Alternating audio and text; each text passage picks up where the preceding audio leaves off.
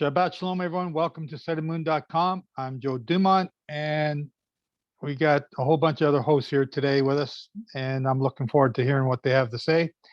We are going to do the Torah portion today, and I'm kind of excited because I got to the second verse, and that's as far as I got.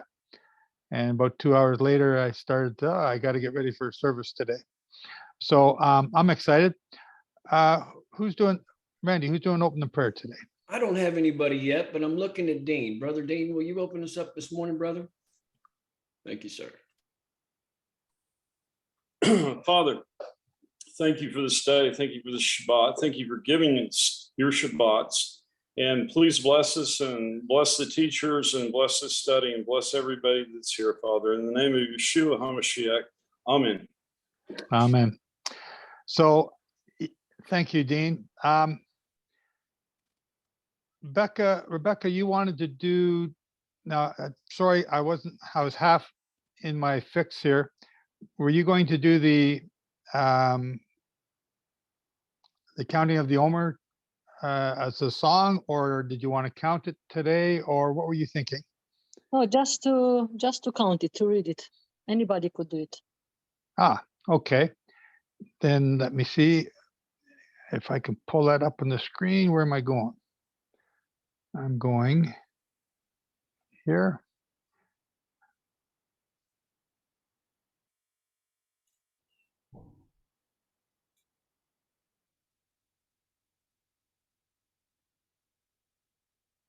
So the counting of the Omer.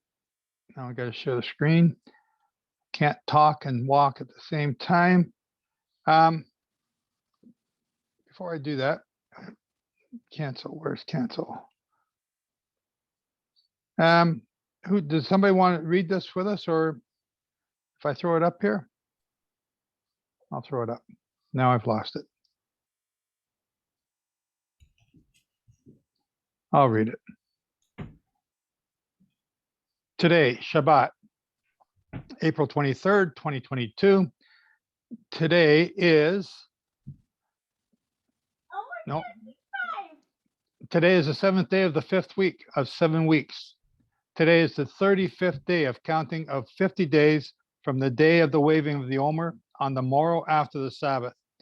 Today is Sabbath, the first Sabbath, not the fifth Sabbath of 7 Sabbaths. Today completes the 5th week of 7 weeks. And we read the Psalm 67 because it's supposed to have 49 Hebrew words in it. So we read that and this is tradition, it's not a commandment. And this is a tradition, but the counting of the Omers, we try and say these words that I just read, because you're told to count the Omer and you're told to count the weeks. So we do that here to count both. Psalm 67. Elam does favor us and bless us, cause his face to shine on us, Selah. For your way to be known on earth, your deliverance among all nations. Let the peoples praise you, O Elohim. Let all the peoples praise you. Let the nations be glad and sing for joy. For you judge the peoples uprightly and lead the nations on earth. Let the peoples praise you, O Elam. Let all the peoples praise you. The earth shall give her increase. Elam, our own Elam, blesses us. Elam blesses us, and all the ends of the earth fear him. And again, this is by tradition passed down from the sages. And I'm not sure exactly when this tradition started, but the Psalms were added, divided up over the counting of the Omer to be read during each day. It's not a commandment, so, take it for that. So today's reading is Psalm 93, 1-5. Jehovah shall reign, he shall put on excellency. Jehovah shall put on strength. He shall gird himself indeed. Indeed, the world is established immovable. Your throne is established from of old. You are from everlasting. Rivers shall lift up, O Jehovah. Rivers shall lift up their voice. Rivers lift up their breakers. Jehovah on high is mightier than the noise of many waters. The mighty breakers of the sea. Your witnesses have been very trustworthy. Set apartness befits your house, O Jehovah, forever. Now, one of the things I used to do is each year lined up with each of the days of counting the Omer. So this Jubilee cycle, we're in the 27th year of the Jubilee cycle right now. So the 27th day, I would read those Psalms and see if the Psalms would indicate to me something prophetic for that year. Sometimes they did, and other times, not so much. So it was just something I was doing. But I want to point out, and I pointed out in the newsletter this week, tomorrow, Sunday, is the first day of the 6th week of counting the Omer. Tomorrow, Sunday, April 24th, is the first day of the 6th week of counting the Omer. And I point that out for a purpose because tomorrow is the wave sheaf day for a lot of people in Israel who are going by the Karaite calendar this week. And I don't know if you've seen some of the reports, but I've been seeing pictures that Becca's been sending me. The barley in the south is still not Aviv. It's still not Aviv. So what are you going to do if you got to have the whole nation having Aviv barley before you can make a wave offering? So, my friend Bruce Brill is calling for an Adar Gimel, which means that we should be into another month, another 14th month before you start the Aviv. And he would say that would be next month. And looking at the barley in the south, I would have to agree with him based on what I see of the barley in the south. Now, Jehovah's turned everything upside down. He's got the barley in the Jordan Valley. It's ripe. It's ripe last month in March. We had the barley in Astra. Have I got the right town? Astra? Down near Gaza, north of Gaza. There was no barley. It wasn't even out of the boot. So the confusion is coming from everybody's takanot and maasim. Come on, Randy, let's go. Anyway, so when you add things to Torah, when you add misinterpretations to Torah and make those misinterpretations Torah, you get the current confusion that we have. Now, Devorah came up and looked at the fields that we saw, that we declared Aviv, and she came there, I believe, on the Wednesday or Tuesday after we had Wave Sheaf Day. So Wave Sheaf Day for us was March 20th, and 2 days after, or 3 days after, she came to the same fields and saw that the barley was Aviv and declared it Aviv and said, I do not need to search the barley anymore. Okay, that whole field was not Aviv, but a portion of it, a quarter, maybe a third at the most, but a quarter for sure was Aviv. And yet she declared it Aviv. So the thing that I'm pointing out here is that they say you have to have fields and fields of Aviv barley. And yet they didn't have that. Even their fields that they were declaring Aviv weren't Aviv by their own standards. And what's been pointing out to everyone this year, at least to us who are watching, is that Jehovah's making a mockery of their takanot and maasim. So tomorrow, on their Wave Sheaf Day, please respectfully let them know the barley was Aviv back in March. You just got to let them know. Not to convert them. Some of them might keep Shavuot in 2 weeks. I doubt it.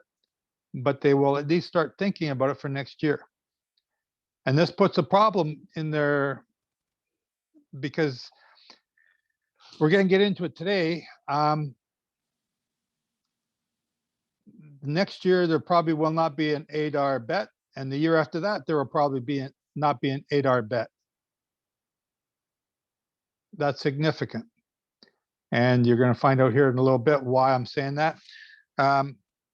We have the Torah portion to do today. I feel like I'm forgetting something. Am I forgetting something? I'm looking at Randy. Randy forgot. Do we need to discuss the widow offering again, or are we good on that? Everybody clear what's going on? No, thank you. I want to thank everyone who has made a contribution to the widow's offering. There has been a little bit of confusion. If you want to make a donation specifically for the widows, if you don't have a widow that you can help out yourself privately, and you don't know of any and you still want to contribute, the widows, the orphans, and the Levite, you can send it to sightedmoon.com. Now, I thought you could make a note there.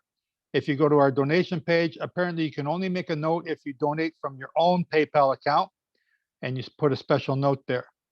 But no matter what you do, if you send me a note, an email, admin@sightedmoon.com, and just put on there, Joe, I just sent you some money and this amount is for the widows, then I will make a note in my ledger, and that money will get paid out to them. Okay? So if that's what you want to do, you can do that. Glenn, go ahead. Yeah, so, this time of year is a little difficult for me, but I do anticipate the ability to help the widows and the orphans in the future. Is there a deadline? Is there an email or a contact that you could put in the chat? Because I'm slow. I know you posted it before, but I didn't put it down. No, just I've asked Dean and Rose to help me in this, so you can contact either one of them, Dean and Patty and Rose, and they will let me know, or you can just write me directly, admin@sightedmoon.com, and let me know that this is for that. The third tithe is for the entire year. So it starts from Aviv and it goes to the end of Adar next year. Okay. So that's what Okay. I wanted to convey, even not just for myself, but for everyone. We have an Yeah. entire year till Aviv next year to do this. If we can't do it now, we can still have time to do it.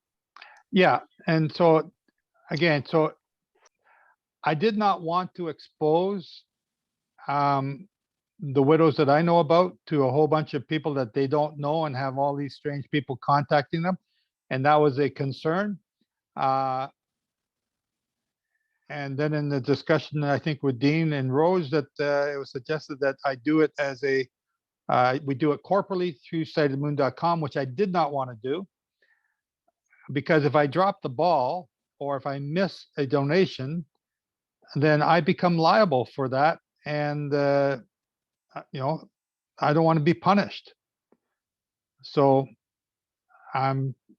but to protect the widows and to keep their privacy private, and so that people aren't, because we do have strange, weird people here.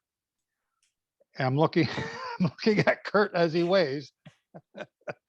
Yeah, so I want to protect them, and that's why if you want, we can go through sightedmoon.com. So that's why we're doing it. Other years I have not done it. I've made you go and find them, and that didn't always work out. So we may have dropped the ball in other years.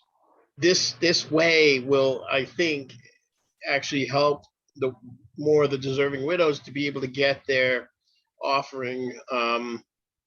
It's easier this way.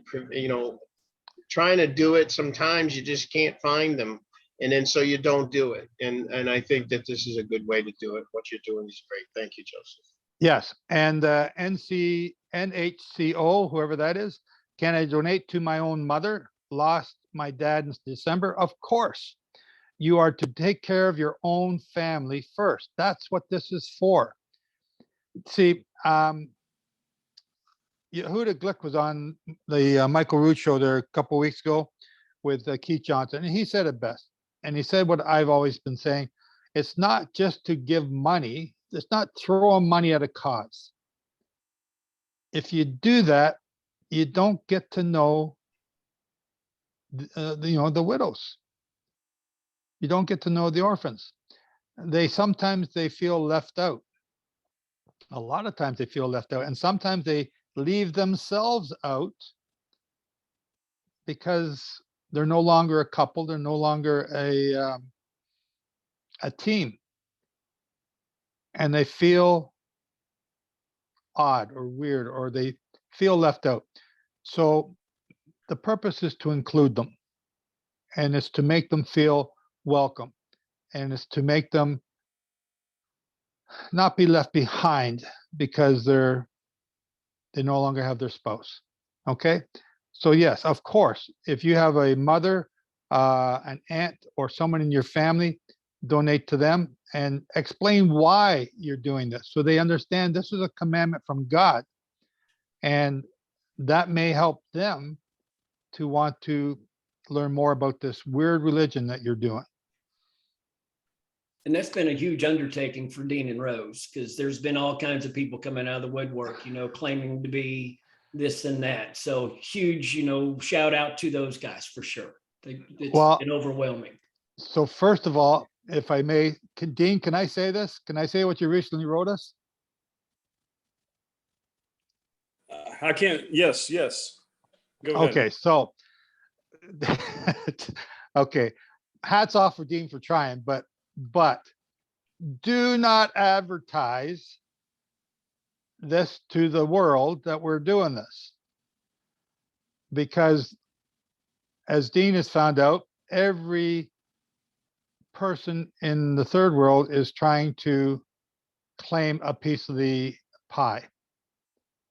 We cannot take care of everybody. So he's had to change, he's got 500 to 1,000 emails. He's had to change his email, and yeah, we're not trying to take care, we cannot take care of the world. If we had the whole world in our Zoom meeting every week, yeah, we would try and take care of the world. We are going to try and take care of, first of all, you are going to try and take care of your immediate family, your mother, your aunts, your sisters. Then we, in this Zoom meeting, under sightedmoon.com, are going to take care of those that we know of in this group. Now, if you want to donate to the women's shelter or that's up to you. I'm focused on this group. I'm focused on the people I know. Now, if you're a widow or you qualify as an orphan, then contact, I don't know if you can contact Dean because he changed his email. Contact Rose or me, and we can put you on the list. Okay? We're not trying to expose, we're trying to do what Jehovah said, and we're going to make mistakes. We're going to do it wrong, but that's what we're trying to do.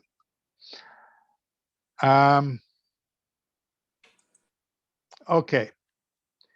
Let's see. Let's start with we're going to start the Torah portion. So we need Torah readers. We need people to help read the Torah, and we're going to start with Exodus 37. Okay, well, that's me Kurt- today. Kurt's up, and I'm going to have to chew my tongue off here till we get to the end of this before I say anything, because man, I got so much to say. We'll see how far, we'll see how well you do today, Joe. Yeah. Okay, Exodus 37. Then Bezalel made the ark of acacia wood. 2.5 cubits was its length, 1.5 cubits its width, and 1.5 cubits its height. He overlaid it with pure gold inside and outside, and made a molding of gold all around it. And he cast for it 4 rings of gold to be set in its 4 corners, 2 rings on one side, 2 rings on the other side of it. He made poles of acacia wood and overlaid them with gold. He put the poles into the rings at the sides of the ark to bear the ark. He also made the mercy seat of pure gold. 2.5 cubits was its length, and 1.5 cubits its width. He made 2 cherubim of beaten gold. He made them of one piece at the 2 ends of the mercy seat. 1 cherub at one end on this side, and 1 cherub at the other end on that side. He made the cherubim at the 2 ends of one piece with the mercy seat. The cherubim spread out their wings above and he covered the mercy seat with their wings. Excuse me. They faced one another. The faces of the cherubim were towards the mercy seat. He made the tables of acacia wood. 2 cubits was its length, a cubit was its width, and a cubit and a half its height. He overlaid it with pure gold and made a molding of gold all around it. He also made a frame of hand breadth all around it, and he made a molding of gold for the frame all around it. He cast for it 4 rings of gold and put the rings on the 4 corners that were it at its 4 legs. The rings were close to the frame as holders for the poles to bear the table. And he made the poles of acacia wood to bear the table and overlaid them with gold. He made of pure gold the utensils which were on the table, its dishes, its cups, its bowls, and its pitchers for pouring. He also made the lampstand of pure gold. Of hammered work he made the lampstand, its shaft, its branches, its bowls, its ornamental knobs, and its flowers were of the same piece. And the 6 branches that came out of its sides, 3 branches of the lampstand out one side, and 3 branches of the lampstand out the other side. There were 3 bowls made like almond blossoms on one branch, with an ornamental knob and a flower. And the 3 bowls made like almond blossoms on the other branch, with an ornamental knob and a flower. And so for the 6 branches coming out of the lampstand.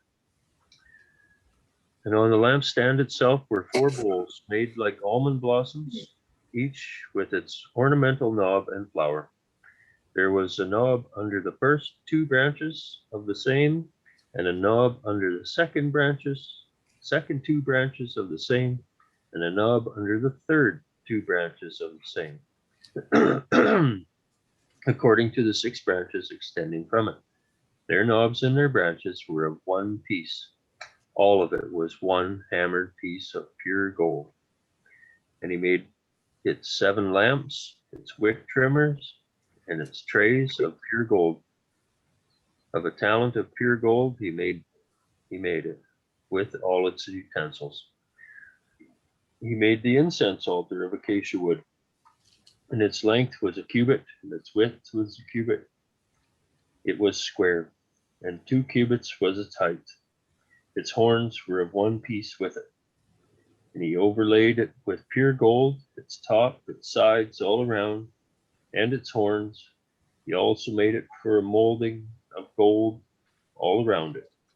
He made 2 rings of gold for it under its molding, by its 2 corners on both sides, as holders for the poles with which to bear it.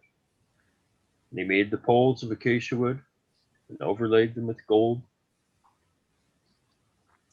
He also made the holy anointing oil and the pure incense of sweet spices, according to the work of the perfumer. Okay, thank you, Kurt. Now, I used to read this part of the Bible, and I would just race through it or skim through it because it was boring. It really didn't do anything for me. And it took a lot of years before I started to tune into what was being said. I want to go, before we start, where's the verse I'm looking for?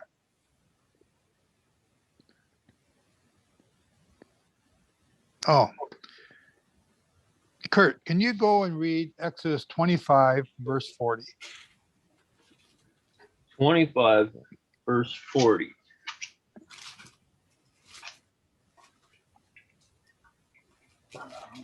Verse 40.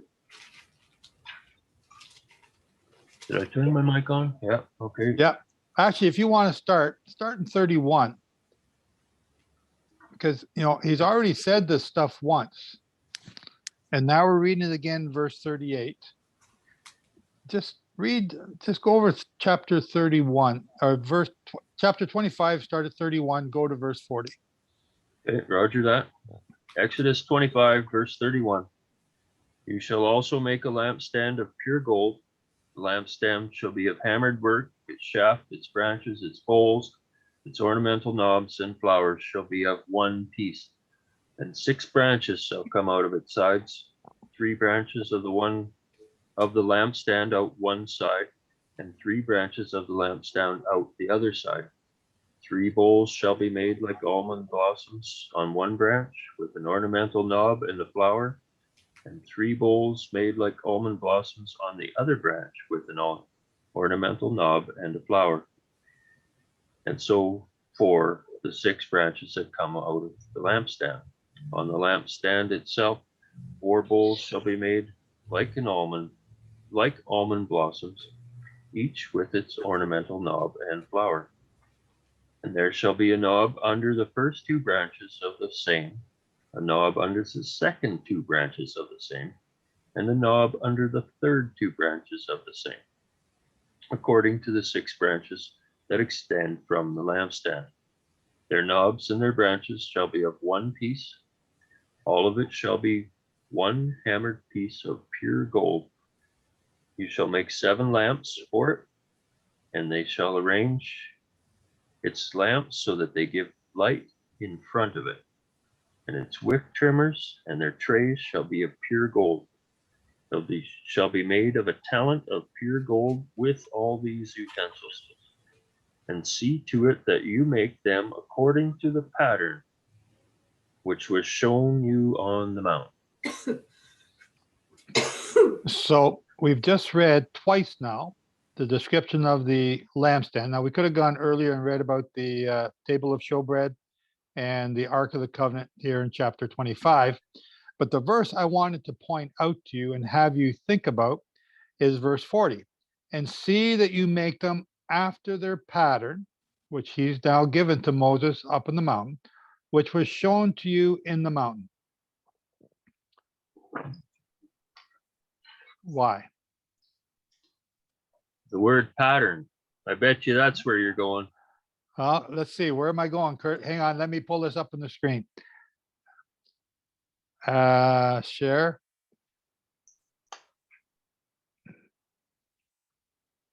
You see that, Kurt?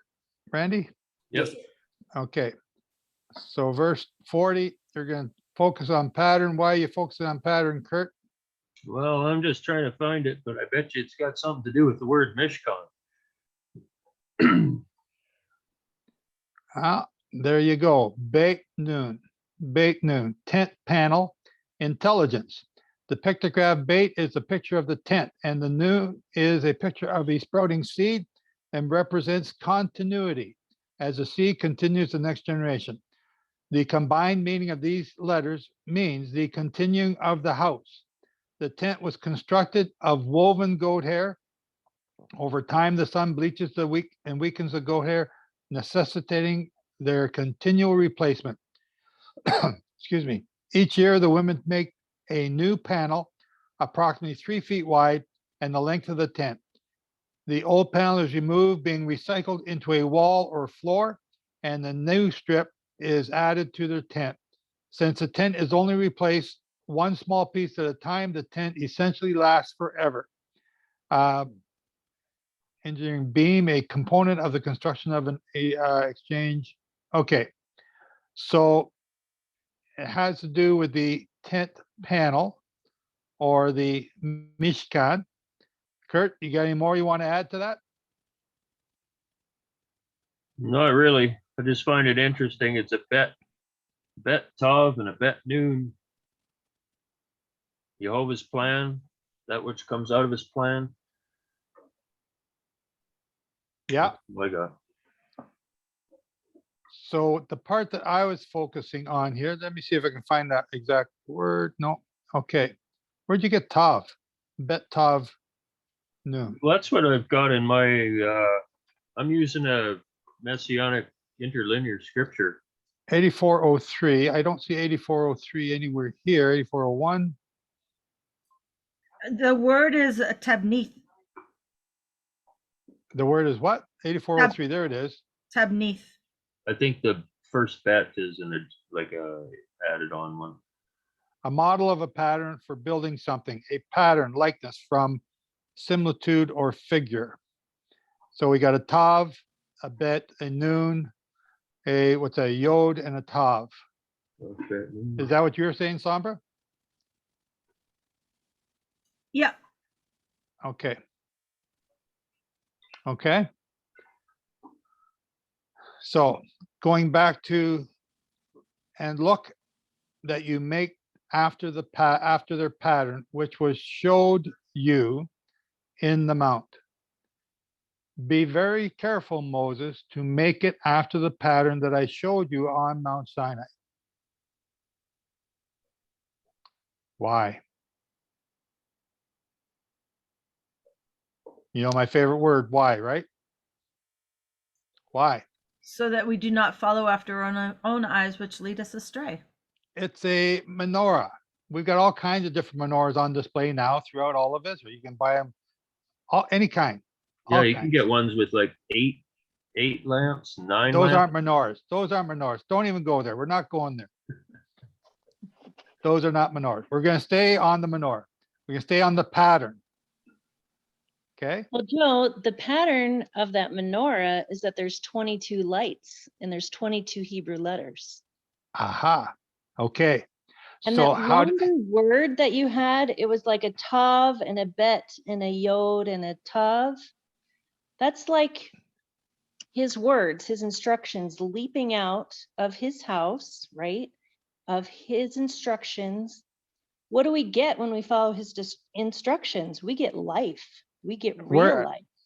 okay, Jenny, where are you getting the word that you just said? Where's that word?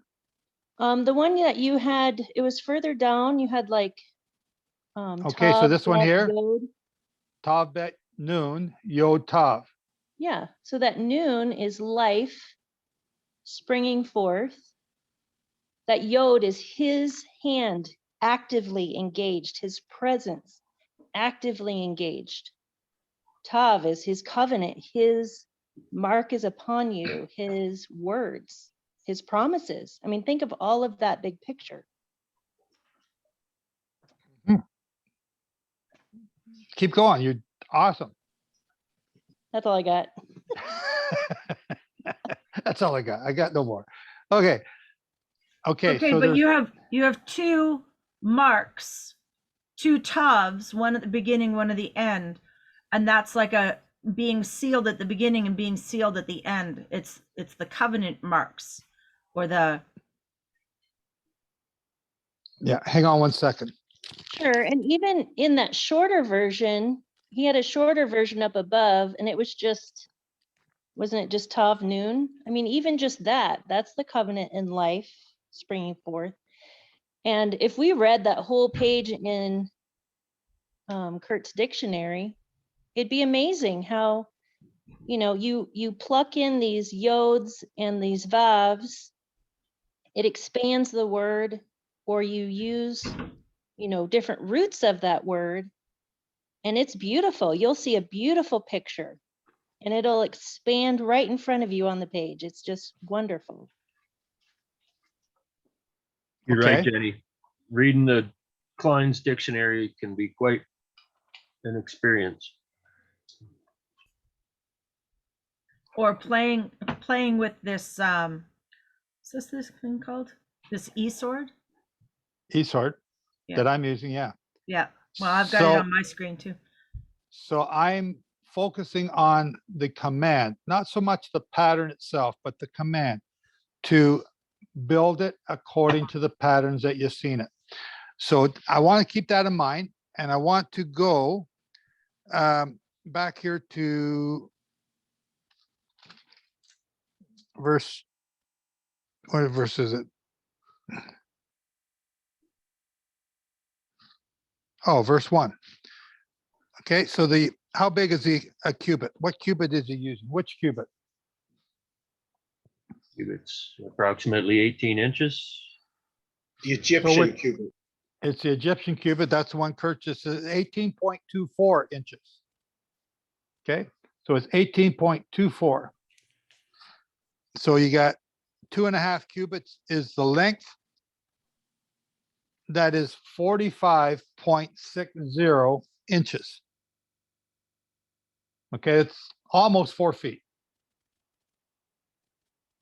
Okay, and then the width is 1.5 cubits, which is 27 inches wide.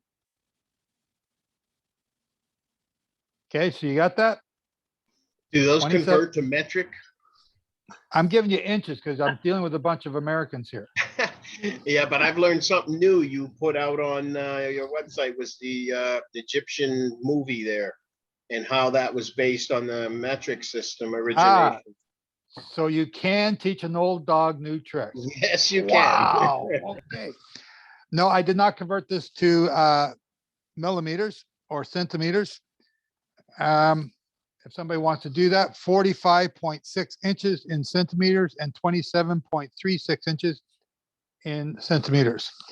And so I'm bringing that dimension to you, which is almost 4 feet by just over 2 feet, 4 feet wide by 2 feet wide, so that you know the dimensions of the 10 Commandments, which would have sat inside the ark, presuming that they are lying down flat.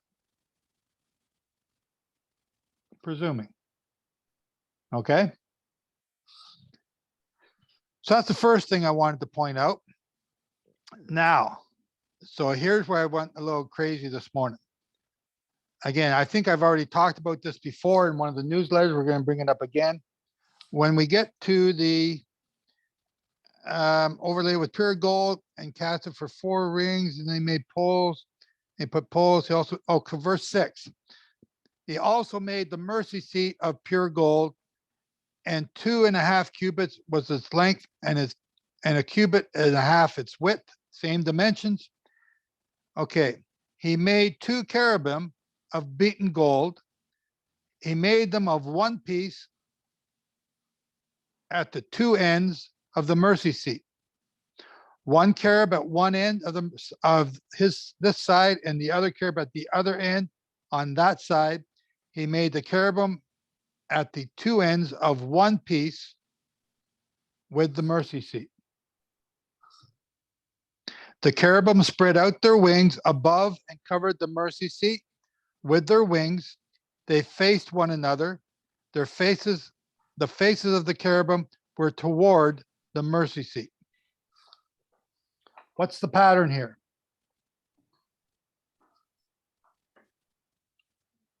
Sombra, you got your hand up for this or something else? Does it have to do with the twin goats? Does it have to do with the what? Twin goats, What twin goats? the ones for atonement, because we have 2 identical cherubim. Is there any connection there? Like he says, I'm going to ascend to just like the Most High, and he's going to look like the Most High. Okay, I got to put you in the penalty box here for a little I'm bit, just- Randy, because you know too much. You've had a firsthand experience here. You've got to see this on your own. But yeah, you're on the right path. Beautiful. So this is a pattern that Moses saw. What is the purpose of this pattern? Randy's in the penalty box. I'm not letting him out yet. To focus on it. Okay, so what are you focusing on the pattern? You're focusing on the mercy seat, the ark that carries the mercy seat, and now the cherubim that are on top of them. What are you looking at? The covenant. You're looking at the covenant.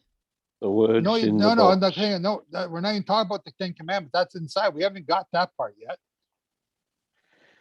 You're Paul, looking what'd at you the say? mercy seat. I read the mercy seat, which is covering the covenant.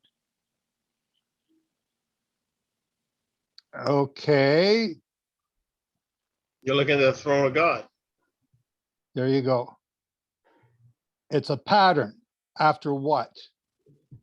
The throne of God in heaven. Eric, go ahead. I was gonna say, it's kind of interesting. The only place that you would find a cherubim is at the mercy seat, and that's exactly what Jehovah guarded the tree of life with, was the cherubim. Okay, Now we're getting down to it. Okay, so what is the pattern? Samba, you got your hand up again? Well, I'm going back to this word, the cubit word that you were looking at. And the word for cubit is amah, and it's an aleph mem hey. And the aleph mem, aleph is strength and mem is water. So it's strong water. So it's glue. So it's what you're glued to, what you're attached to, what you're holding together. And then you've got this hey, which is behold, or in other words, pay attention to what you're glued to. In other words, don't lose your focus. Pay attention to what you're glued to. Pay attention to what you're in covenant with. So in other words, Joe's drawing your attention to this ark, and I'm telling you to cubit it. Cubit it. Pay attention. Yeah. So cubit the ark, cubit the mercy seat, cubit the 2 cherubim. We're not cubiting what's inside it yet. And if you're just tuning in and you don't know what I'm cubiting about, then go back and It's listen. not just about a measurement, but it is about a measurement. You know, measurement, when we talk about measurement, we're thinking about, you know, putting out your measuring tape, but Your measuring value. also is comparing, or is that Berean, you know, like, Yeah. Evaluate. No, don't stop. I finish what you're saying. okay, well, it's measure. It's like the being a Berean. It's like checks and balances. It's constantly ask yourself, is this right? Measure it against the Torah. Measure it against the truth that you know, because we all have thoughts that are not truth. We all have experiences that are not truth. So what we need to always do is come back to the Torah. What does the Torah say? And if it's not written in the Torah, then we need to say, okay, but that doesn't matter. Yes, it exists, but that doesn't matter. What matters is the Torah. Focus on the Torah. Which is one of the rules that we have for this Zoom meeting. Awesome. So agree. Kurt, go ahead. Well, Now, my something comes to question, so mind. before we get too off subject here, I want to remain, what is the pattern that we're to be looking at? What are we focusing on here? Go ahead, Kurt. Well, there's a couple of things. Somber's you're talking about the cubit and the measurement. Well, I know one thing. I've bought 2 different tape measures before, and I bought 3 and I laid them all beside each other. They didn't read the same. And it's also and something like at work. Can you read a tape measure? You know, there's guys that you can look at a tape measure and you can point to a number, but is that the number that I told you to? You know what I mean? Like interpreting Yeah. the tape measure there's skill involved in to be able to correctly read a tape Let's measure. not even bring in the ones that are inches, imperial and metric, because that just messes everybody up. Yeah, metric's actually easier, but we won't go there. Yeah. And one other aspect here, the word tabanit, tav bet no noon, yod tav, construction, structure, model, pattern. Okay, but it's got a root. Tav bet noon, straw, stubble, to mix with straw, worker in straw. That remind you of any place? I don't know. They were forced to make bricks without Okay, Brad. straw. Brad, I see your hand. Just 1 second. I'll come back to you. You know, what connection is this going back to making bricks without straws? Where my head's at the moment. Go ahead. Yeah, you're kind of going, I don't see where we're going with that road. You're losing me. There's a connection just in the word. That's all. Okay. So in the chat, Janet C wrote, John, I guess that's John 20, verse 11. But Mary stood without at the sepulchre weeping. And as she wept, she stooped down and looked into the sepulchre. Verse 12, and seeing 2 angels in white sitting, one at the head and the other at the feet where the body Jesus had lain. Is Janet on to something there? Okay, Brad, go ahead. You have to unmute yourself, Brad. Hit the unmute button in the bottom left corner of the Zoom screen. If you hold your mouse over the Zoom,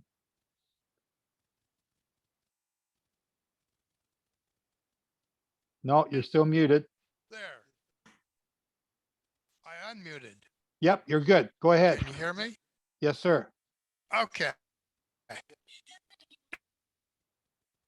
In regards to the tape measure, you can read a tape measure, and that's simple, but what the bottom line is do you know how to use one? Because I dealt with, well, not just metric and imperial and engineering and inches tape measures, but there are tape measures that are designed for inside and for outside. Because you could be off as much as a quarter of an inch if you don't know how to use one. And when you build something, it can get all screwy. But no, the set pattern is a design set way in which you use to fix something. It's like a blueprint. The blueprint part, I agree with, and that's exactly what we're trying to get to here. There's a, oh, I just seen someone else. Sorry. It's the pattern. Moses, we went back to Exodus 25, verse 40. Moses commanded to build it exactly like the pattern that he saw on the mountain. This is important, and that's what we're trying to figure out. You just read over the ark and the dimensions of it, and you go, okay, I don't get it, move on. And if you don't get it, you're going to miss this. Okay, Jenny. I was going to go back to the root that Kurt brought up. In these words, when you look at the roots, I mean, Yah is like explaining or reminding them again what he just brought them from. He just got them out of slavery. He just brought them through on dry land. Here they are at the mountain.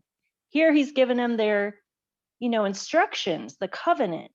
So I think that's beautiful that that straw word, is in that just as a reminder of this is what I just brought you out of. Okay. We're still looking at the pattern that Moses saw on the mountain. So not negating what Jenny and Kurt are talking about, but on the mountain, there's no Exodus event. Right, the but mountain. think of his instructions. He's telling them how to build this Ark of the Covenant. He's Yep. given them the stone tablets. Think of, Well, hang on, no, he hasn't given them a stone tablet yet. well, I know, but No, he's hang given on, them he the has given a instructions. stone tablet, but it's not mentioned in this part of the ark. I'm sorry. That's all right. But think of those instructions are going into the Ark of the Covenant. His presence is right there between the cherubims. It's like Noah on his ark, right? Being saved. All the life is in that Ark of the Covenant. Okay, Those words are similar. yeah.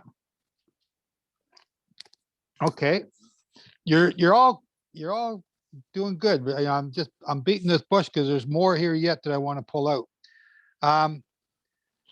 Would it also be, Joe, something in related to Yeshua and his remembrance meal? Okay, I have to explain that one, Paul. Well, he gave you to remember him by, the same as the ark. The covenant is in the ark. He said, do this in remembrance of me. Drink wine and bread and eat the bread.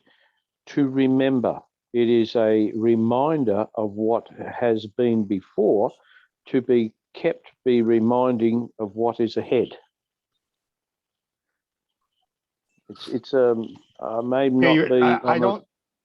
I may not be on the right track. I'm having trouble seeing what you're saying because I don't see any wine or bread in the ark. And I don't see that in this pattern that Moses is being told to remember. So okay. All right. Either that or you just haven't explained it well to me because I don't see what you're saying. I'm not good at that sometimes. So Well, I'll get there one day. That's why we're here. Amen. Okay. Brad, you had your hand up. I was gonna just add a correction, but I'm trying to also figure out your timing, because originally the stone tablets was not added into the ark until after the ark was made, Yeah, we're not talking which about is the stone later tablets though. on. Yeah, because originally it was the covenant that the people agreed to that was set aside Okay, but after he came down. so right now, all we're focusing right- on is the ark, the mercy seat, and the two cherubim. We're not focusing on the Ten Commandments because they're not in the picture that was seen on the mountain. That's I- correct. I guess I don't understand what you're trying to get to. To me, it's an image of God sitting on a throne with his two archangels behind him, facing forward. No, facing each other. They're facing each other. Jehovah's facing forward. Yes. That is the picture I'm focusing on. You're right, Glenn. That's where I'm focused. Okay. So the actual thing in heaven, this is an image of, and we have to make sure that we build it according to the pattern that we see, or Moses sees in heaven, that he's been instructed to build. Yes. Okay. Joe, are you alluding to the Mishkan pattern? Oh, I'm kind of alluding to a lot of different things. What are you seeing? I'm trying to see what you guys see so I can write another book. But no, Okay. I'm trying to also show you what I'm seeing, but there's a path to get there. Go ahead, Jenny. What do you see? Well, I'm just trying to get you to focus down, I guess. Okay. Yeah. Well, yeah. Okay. So let me then bring this focus down a little bit. I want you to, Glenn, can I get you to read Randy's still in the penalty box, so, he's chewing off his tongue here. I want Glenn to read, if you don't mind. I want you to read 2 Kings 23, 1-25. 2 Kings 23. Then I'll throw it up on the screen here for y'all. 23, 25. 2 Kings 23, verses 1-25. Okay. All right. And the king sent, and they gathered to him all the elders of Judah and of Jerusalem. And the king went up into the house of Jehovah, and all of the men of Judah and all the people of Jerusalem with him, and the priests and the prophets and all the people, from the small even to the great. And he read all the words of the book of the covenant, which was found in the house of Jehovah in their ears. And the king stood by a pillar and made a covenant before Jehovah to walk after Jehovah, and to keep his commandments and his testimonies and his statutes with all his heart and all his soul, to perform the words of this covenant which was written in this book. And all the people stood to the covenant. And the king commanded Hilkiah, the high priest, and the priests of the second order, and the doorkeepers, to bring forth out of the temple of Jehovah all the vessels which were made of Baal, and for Baal, and for the Asherah, and for all the host of heaven. And he burned them outside Jerusalem in the fields of Kidron, and carried the ashes of them to Bethel. And he put down the idol worshiping priests, whom the kings of Judah had ordained to burn incense in the high places in the cities of Judah, and in the places around Jerusalem. He also put down those who burned incense to Baal, to the sun, and to the moon, and to the planets, and to all the hosts of heaven. And he brought out the Asherah from the house of Jehovah outside Jerusalem to the torrent Kidron, and burned it at the torrent Kidron, and stamped it to powder, and threw the powder of it on the graves of the sons of the people. And he broke down the houses of the Sodomites, which were by the house of Jehovah, where the women wove coverings for the Asherah. And he brought all the priests out of the cities of Judah and defiled the high places where the priests had burned incense, from Geba to Beersheba. And he broke down the high places of the gates, which were in the entering in of the gate of Joshua, the governor of the city, which were on a man's left hand at the gate of the city. But the priests of the high places did not come up to the altar of Jehovah in Jerusalem, but they ate of the unleavened bread among their brothers. And he defiled Topheth in the valley of the sons of Hinnom, so that no man might make his son or his daughter to pass through the fire to Molech.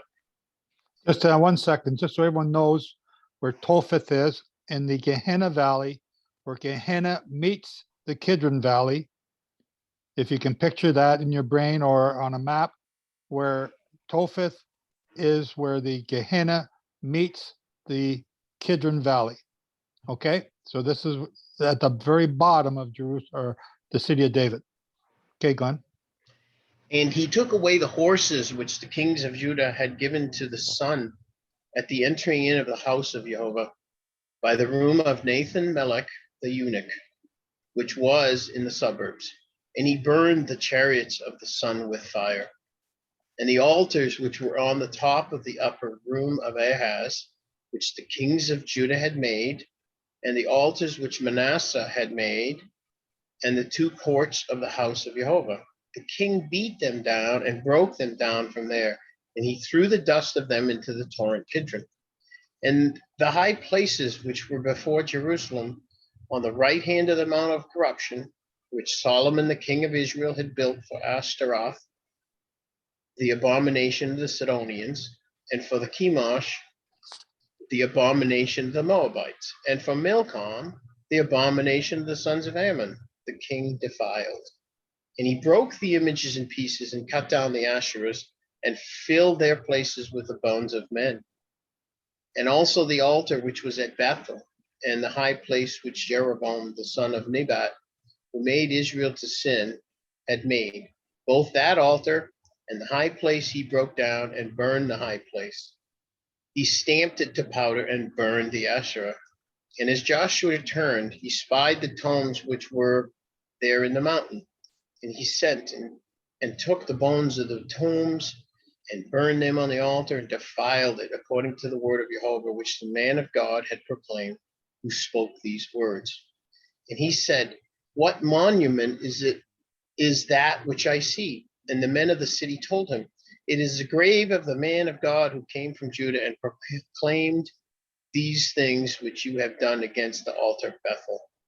And he said, "Let him alone. Let no one move his bones." And they let his bones alone, with the bones of the prophet who came out of Samaria. And also all the houses of the high places in the cities of Samaria, which the kings of Israel had made to provoke Jehovah to anger, Josiah took away, and he did to them according to all the acts which had been done in Bethel. And he killed all the priests of the high places which were there in the altars, and burned men's bones on them, and returned to Jerusalem. Okay, that's good, Glenn. Thank you. You're welcome. So what am I pointing out here? We're talking about the pattern of the ark and the mercy seat and the cherubim. What are we talking about here? What are we talking about here? I want you to go back to verse 13. And the high places, which were before Jerusalem. Where is Jerusalem? The city of David. What is before Jerusalem? On the right hand of the Mount of Corruption. Where's the Mount of Corruption? That's Which to the so- east. It's on the east side of Jerusalem, which Solomon, the king of Israel, had built for Ashtaroth and abominations of the Sidonians, and for Chemosh, the abomination of the Moabites, and for Milcom, the abomination of the sons of Ammon, the king defiled. On the right hand, so this is the right hand side. It says here, other translations say the south end of the Mount of Corruption. Where's the south end of the Mount of Corruption? Randy, if you can pull up a picture, I'm going to put you on the spot. If you can pull up a picture and show it, because I don't have it handy. I wondered if you got one handy. I'm hoping you might. So I want you pick, if Randy, I hope he can do it. Picture you're standing in the city of David, you're looking at the Mount of Corruption, which is the Mount of Offence, which is Golgotha. It's also Mount Moriah. It's got all these different names to the same mountain.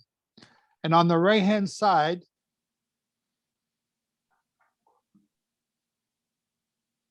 on the right, okay, can you get one from the city of David?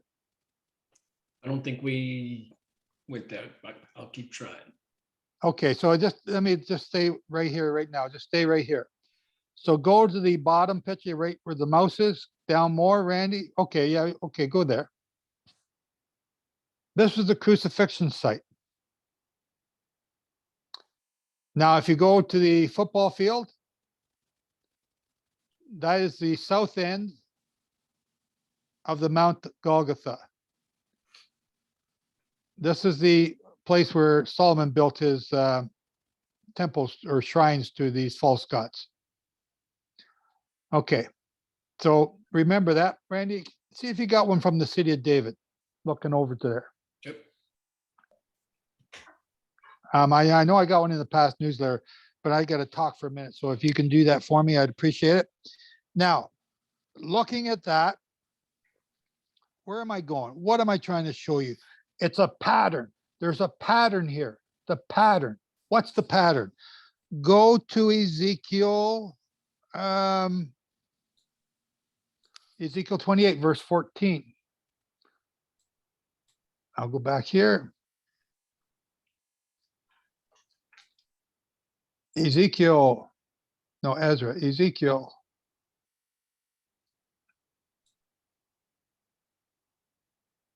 (28:14).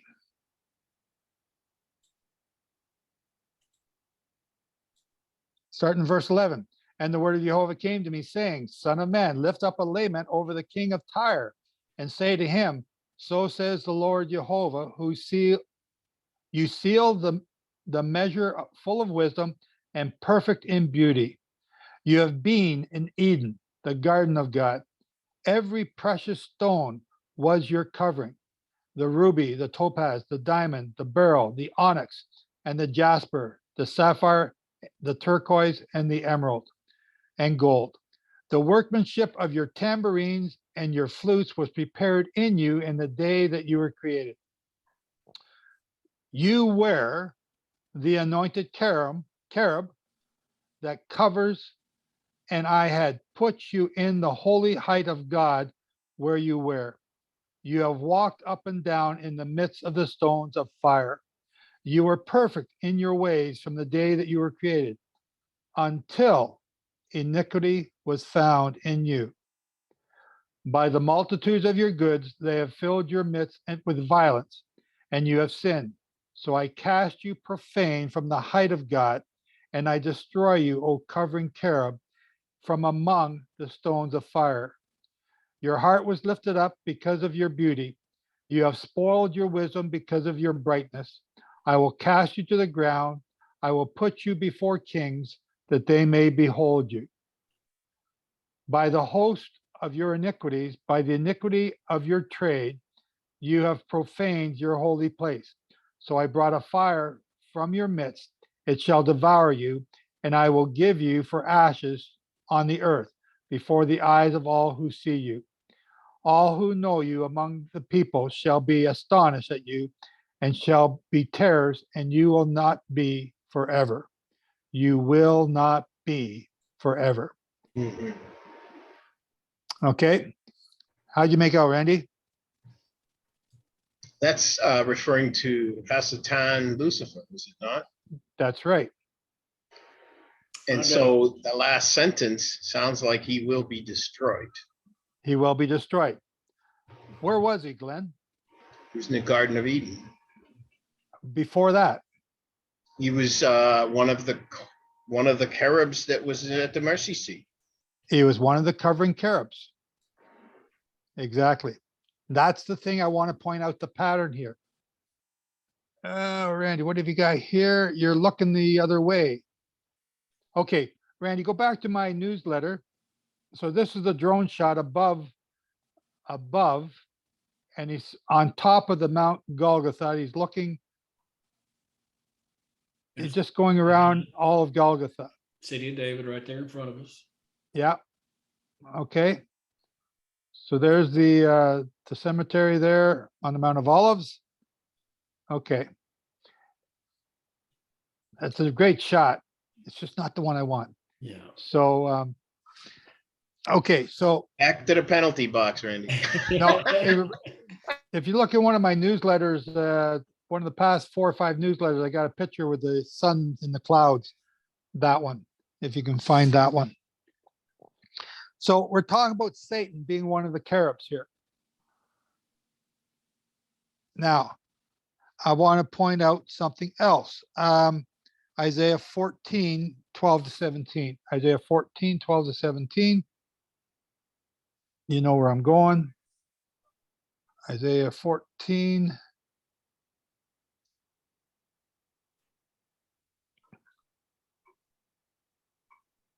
Verse 11.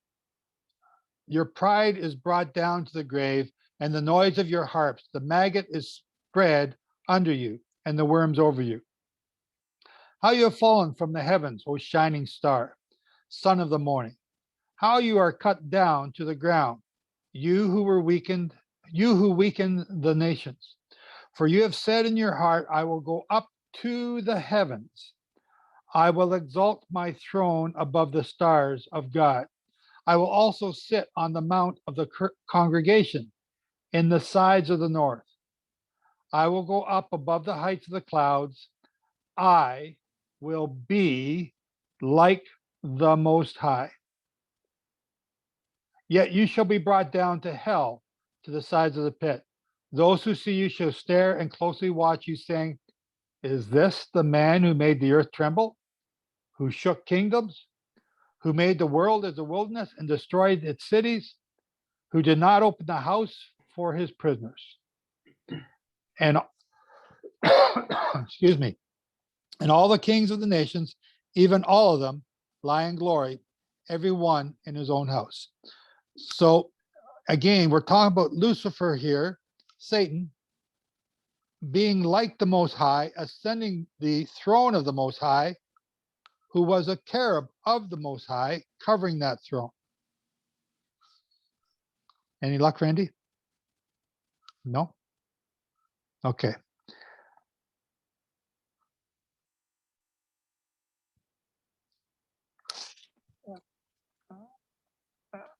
We also have, so what about the other cherub? If Satan, if one of those cherubs was representing Satan, not is, was representing Satan, who's the other cherub? Well, there's 7 archangels. Is it Michael? No, who's the other one? I'm gonna cause you really.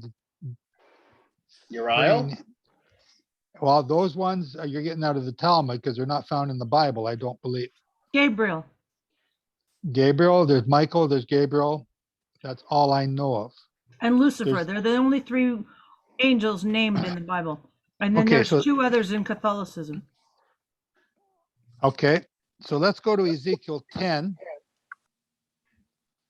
Ezekiel 10.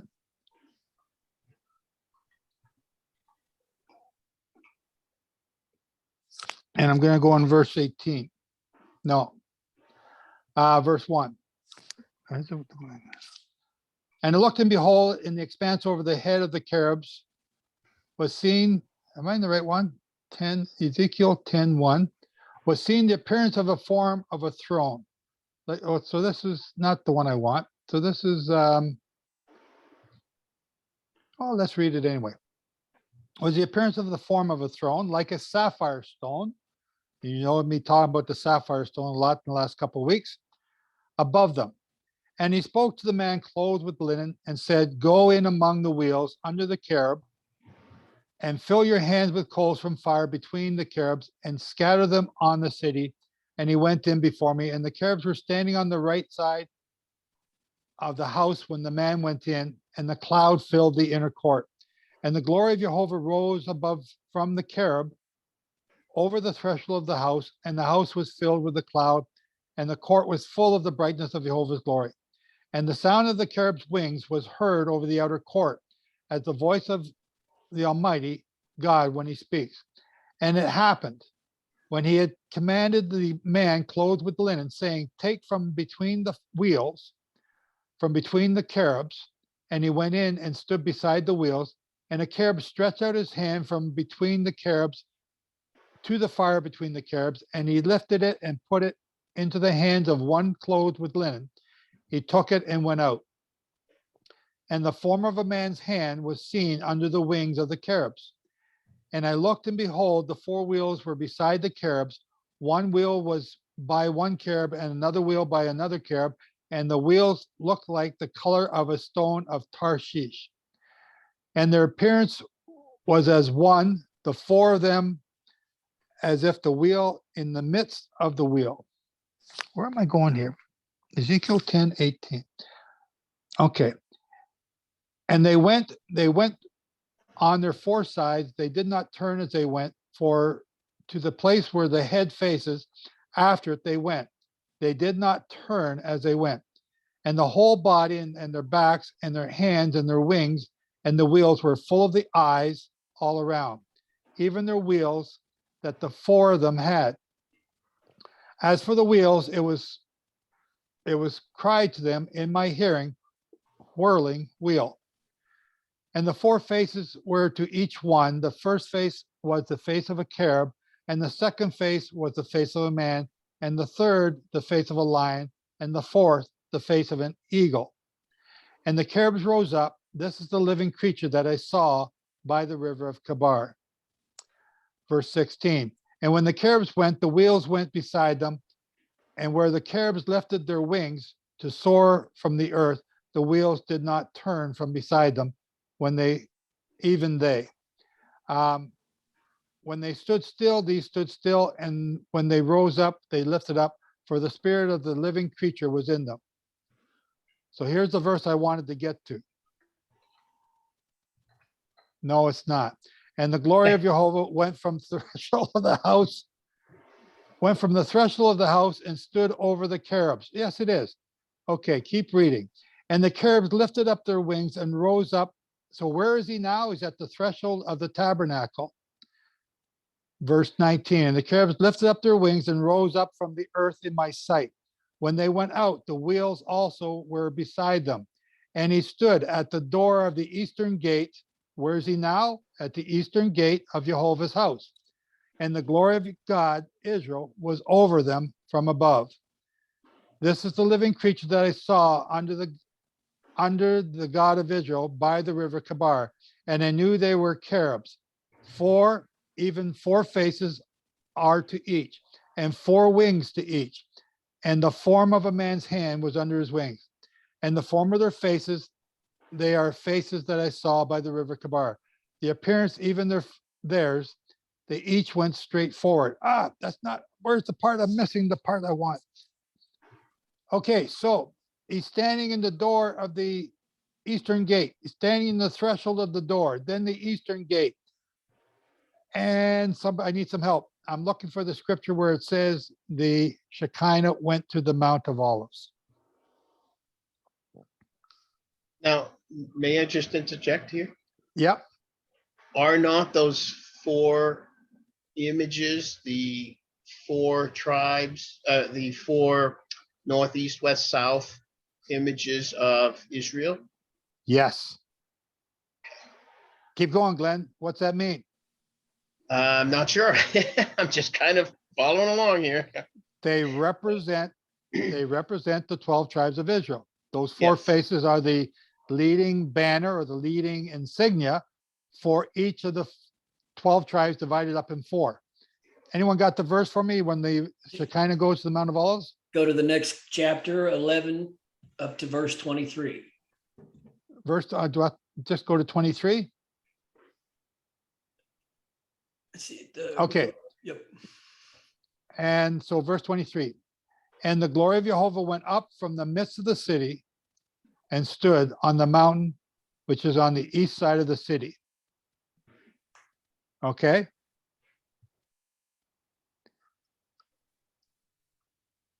We have the glory of Jehovah. We've just read in Ezekiel chapter 10, the Shekinah was wrapped up in these four faces of a cherubim. Randy, you haven't found that picture for me yet, eh? No, I sir. kind of need it. I think I need it. Maybe I gotta.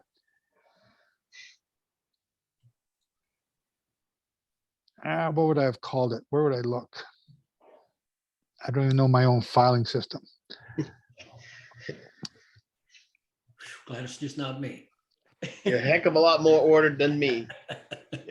Anyway, it's a picture. If you look at Jerusalem, you'll see it's a shining cloud. It's kind of like a gray, orangey color. So what I'm showing you is, again, the pattern that Moses saw on the mountain of the ark. So we've just read where the Shekinah glory went across to the mount. It went from the Holy of Holies to the threshold, which is the doorway. What that represent? That represents where the covenant is made, where the sheep are slaughtered, where the ketubah is made. And he goes across to the eastern gate.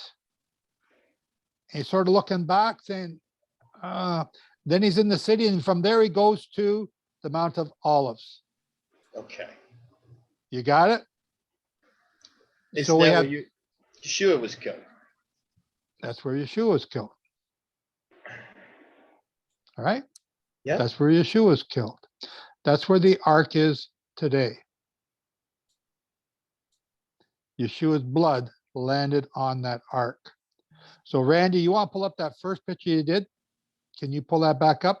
The one from on top?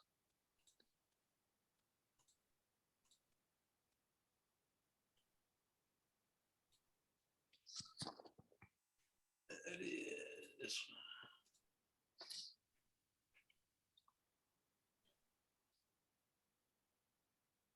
Okay. Can you see it? Yep. So the circle area is approximately, we don't know for sure, approximately, actually, Randy, you got a great picture here of something else I was looking for. And wow, okay. Very good. We believe that's where Yeshua was killed, and below that is the Ark of the Covenant. And very short distance away is the tomb that he was buried in. Go up to the tomb, Randy. Right there, yep. So that's the tomb that he was buried in. Now, this is looking at this from the city of David's side. So to the right-hand side, the far right-hand side, you got another picture?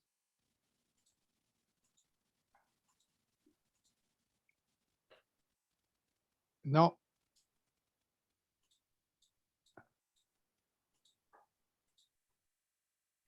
There we go. On the right-hand side, okay, we're talking about the Ark of Jehovah. If the Ark of Jehovah is on the left-hand side, Satan is about to try and ascend the mount on the right-hand side. That's where the abomination was set up for him. Do you see where I'm going here now, ladies and gentlemen? Do you understand the picture here? Okay, back up to the picture before, Randy.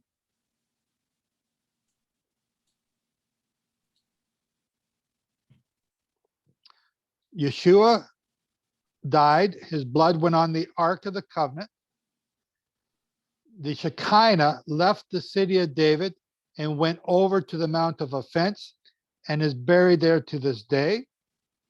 Yeshua died, he bled, and it landed on the ark, which is a commandment in atonement. Go back to the next picture. Go ahead to the next picture. Satan. Go ahead, one more. You go the other way. I guess the other way, sorry. Sorry. Yep. So approximately where he's got his mouse in that football field, soccer field is somewhere in that area, we suspect is Satan going to ascend to be like Jehovah once again.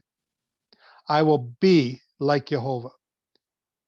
I will ascend the mount. To give I us will some, be. to give us some bearing, where is the Dome of the Rock in this Okay. rendering, so we can just get a bearing? Randy, you want to put up your drone from above? Oh, stop. There's City of David right there. So show them the, yeah, right there. Okay. That's the Gihon Spring, right? There's the Gihon Spring, that little, Ashley, see that building where your mouse is? This one here. Yeah, right there, right there. That is the new building they're building on top of the Shem stone, or the altar that Shem built. So above this was the temple that Solomon built.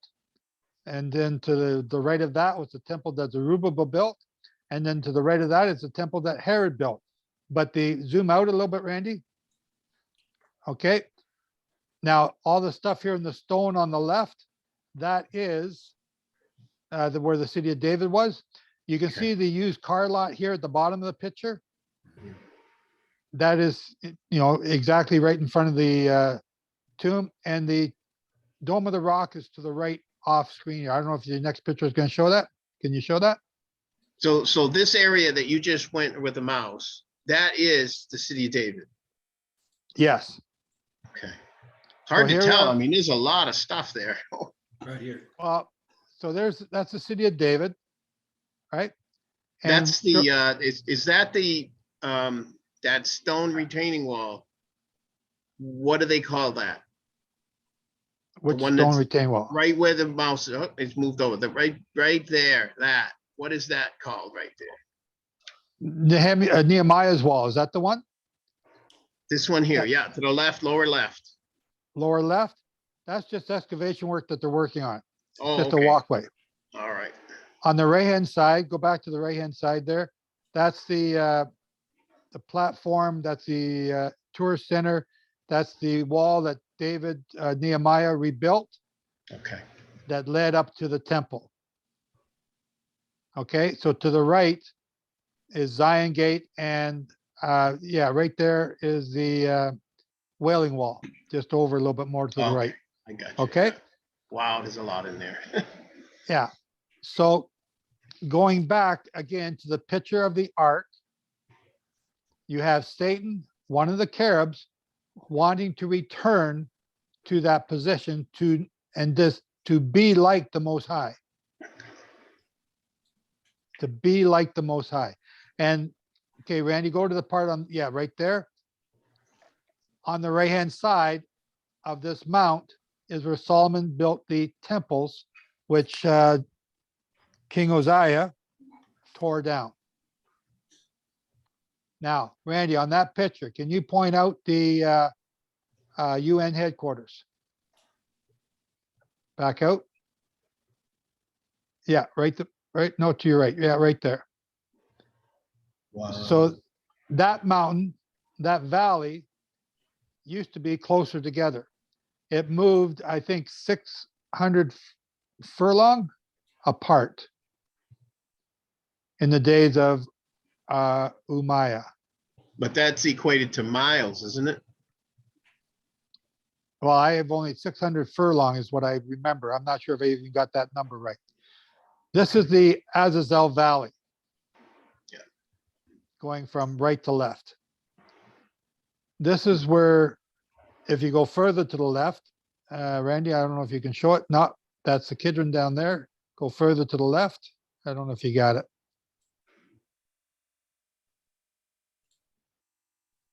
No. Going the wrong other way. Okay, keep going all the way around then. There's your Dome of the Rock with the City of David, Clint. So There you go. Yes. Yeah. Yes. Okay. Okay. Yeah, I got my bearings now. Okay, so there's the Mount of Olives with all the graves on it. That's the Kidron Valley in the green in the below you. One more. Ah, So now we're looking to the east. Oh, you skipped it. yeah. Okay. Anyway, so what I'm trying to get you to understand is, you can get out of there, Randy, is you got the Shekinah, the ark, following the mercy seat over on the left-hand side of the mountain.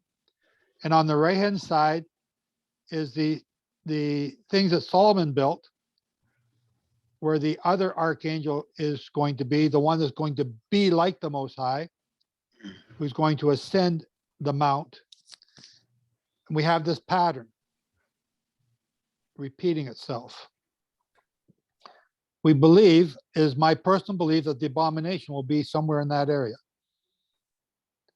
And we get that from, where do we get that from? Daniel 12, verse 11. So we'll go to Daniel 12, verse 11.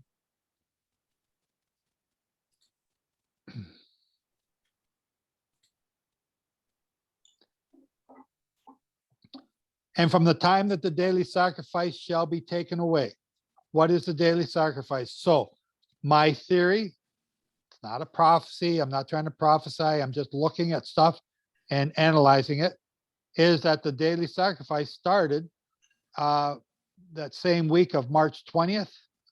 No, sorry, March 11th in 2020, when the whole world, every church, every synagogue, every mosque, every temple, every worship center around the world was shut down, starting in 2020 for COVID.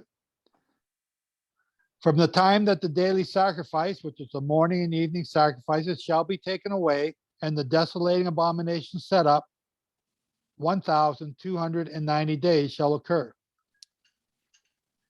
That brings you to, so if the Passover was March 11th, then this brings you to the fall holy days in 2023. Okay, so now we jump over to Matthew 24. Matthew 24, and we're going to verse 15.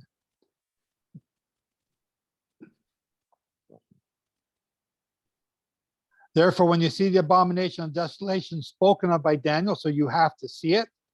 It's an actual object spoken of by Daniel the prophet, and stand in the holy place. Where's the holy place? That whole mountain would be holy to Jehovah because the ark is there. And in that convent that's there, I only saw one crucifix and one picture of the Madonna. There's nothing else there. When you see the abomination of desolation spoken of by Daniel the prophet, stand in the holy place. Whoever reads, let him understand that those in Judea flee into the mountains. Let him on the housetop not come down or take anything out of his house, nor let him in the field turn back to take his clothes. What's this telling you? Something's about to happen and you have to get out of Dodge fast. And woe to those who are with child and to those who give suck in those days, but pray that your flight is not in the winter. When is the winter? Winter begins at the first day of the 7th month. So the fall holy days are winter time. Nor on the Sabbaton, nor on a Sabbath holy day. So is this something going to happen in the 7th month on a holy day in the year 2023? Again, I'm just looking at stuff and we won't know until we see it. For then shall be great tribulation, such as has not been since the beginning of the world to this end time, nor ever shall be. And unless those days should be shortened, no flesh will be saved. But for the elect's sake, those days shall be shortened. So the pattern that I see here from Exodus is a prophecy of something in the future that the Bible's talking about over and over again.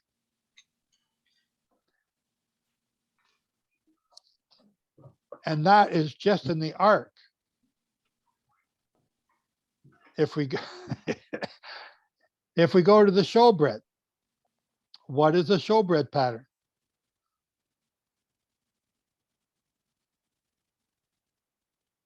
There are 4 horns on the showbread. There are 4 horns on the altar or the ark on Mount Sinai. Joe, you I said may have seen 2 of those horns. Sorry, what? you said 2023. Did you mean 2033? No, I meant 2023. You're saying in the fall next year, we're going to be seeing something on that mountain? My theory is, I am not prophesying. My theory is yes, And then the crap will hit the fan. yes. Okay. So again, I'm using, when was the daily taken away?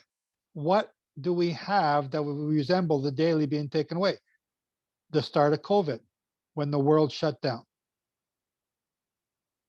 Now I'm speculating. I don't know for sure. We will not know until afterwards.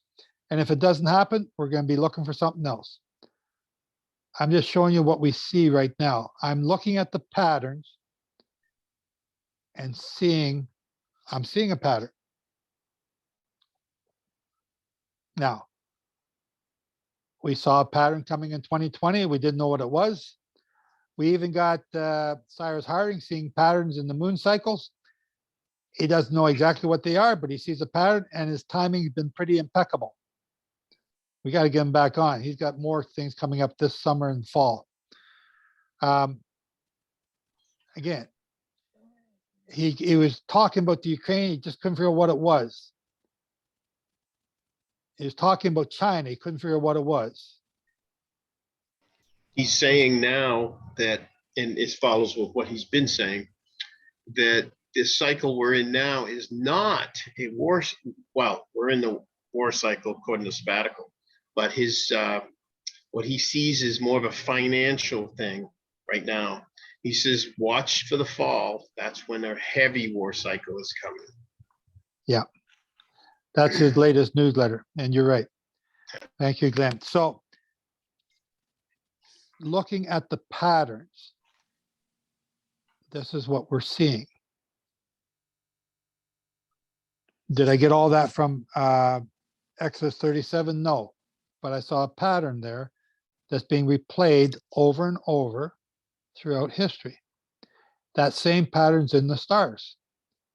Satan is trying to take over. He's trying to be like God. And the world worships Satan right now as God. The greatest deception. Everyone thinks they're looking for a great deception to come. They've already been deceived. They don't know it. You and I were part of that deception. It's not because of our smartness or our super intelligence that we got out of it. It's because Jehovah took the veil off your eyes and mine and showed us some things. Whether we got to see more was because of whether or not we obeyed what he did show us. Kurt.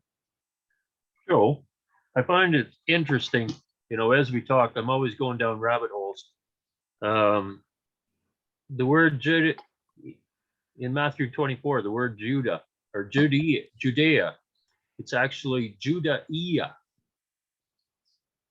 It's a Roman province.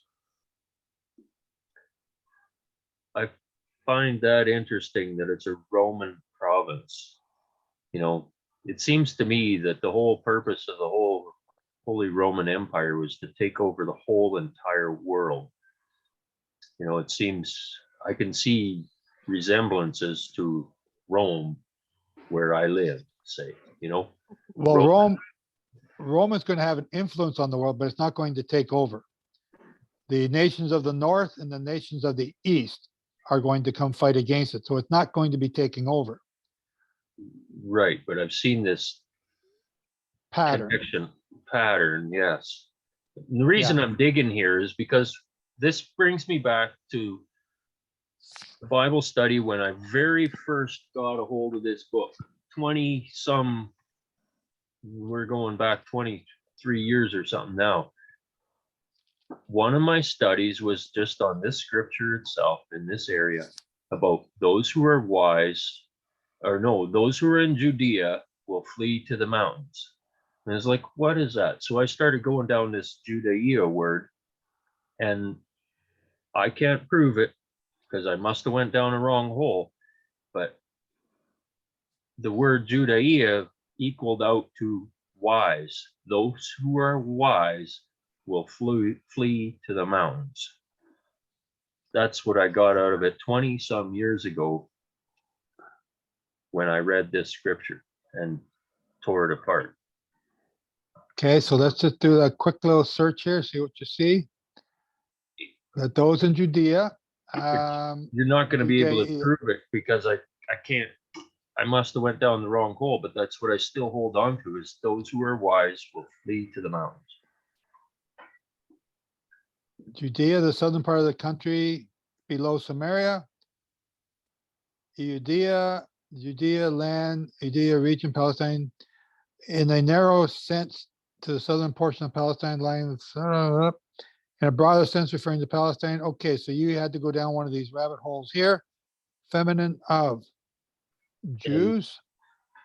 Okay, Who that knows? doesn't help. Who knows what how I would have found that? That was 20 years ago. Right. I know, I'm just seeing if I can double And check you. you'll prove me wrong because I can't prove it. It's I think it was actually inspired, honestly, because I can't prove it on paper. Okay, well, I can't copy you and say the same thing, so. I get it.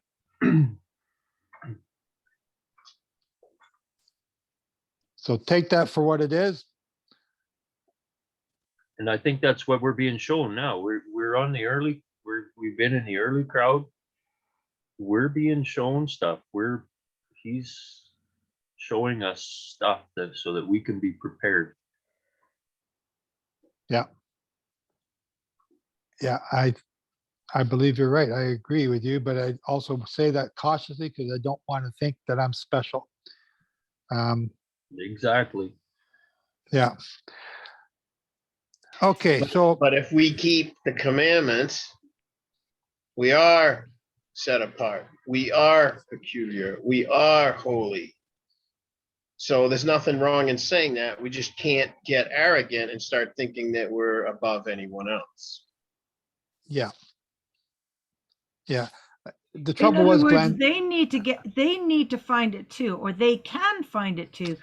They have the ability to find it too. We're not arrogant just because we know it now. We're only arrogant if we think we know it and they can't possibly know it. Exactly. We're But not we all- special in the sense that we have something inherent in us that makes us special to him. He chooses the base people. He chooses anybody, but we do have. He's chosen us out of the bunch, so he can choose others as well. yeah. So all of us should remember that we sat in the church pew last year, 2 years ago, 20 years ago, 40 years ago, and we thought we knew it all then. We thought we were pretty good. I sat in the third pew on the right-hand side, fourth row back, and right by the aisle, that was my seat. I almost had my name on the pew in front of me, so I knew where to sit. And everyone knew that that's where Joe sat. That's not what we're after here. Thinking you already got it figured out. We thought we had it all figured out so many times, but we thought that. I just keep trying to figure out what I think I know now. So, okay, so is there any more? I sort of beat this one up a little bit on one of my own little tangents. Any more anyone going to say about this or talk about this? Just want to say thank you for this. It was very interesting and that did open my eyes to things. So appreciate it very much. The pictures are so helpful too. Yeah. If, No. James, go ahead, James. Hi, Joe. I do have a question before we move on from this Ezekiel 28. I do have a question with regard to Exodus 28 or Hang Exodus on. 39:8, where Hang on, God, let's, yep, hang on, let's go to Ezekiel 38, you said? 28. Ezekiel 28, okay, let's pull it up. What verse? When, okay, 13. the different types of stones that we are talking about on the Okay, cherubim, or number 13, the whole verse of 13. With Okay. comparison to that, Exodus 28:17 or Exodus 39:8.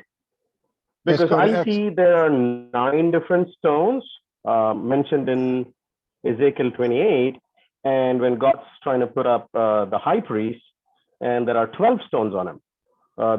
Yeah, Is he trying to make a joke with regard to the replacement of the cherubim, with regard to the high priest? Is there any pattern or connection over there? okay, so what Exodus, what verse, what chapter in Exodus are you talking about? 28:17 and Hang on, just let me do 39:8. 28:17.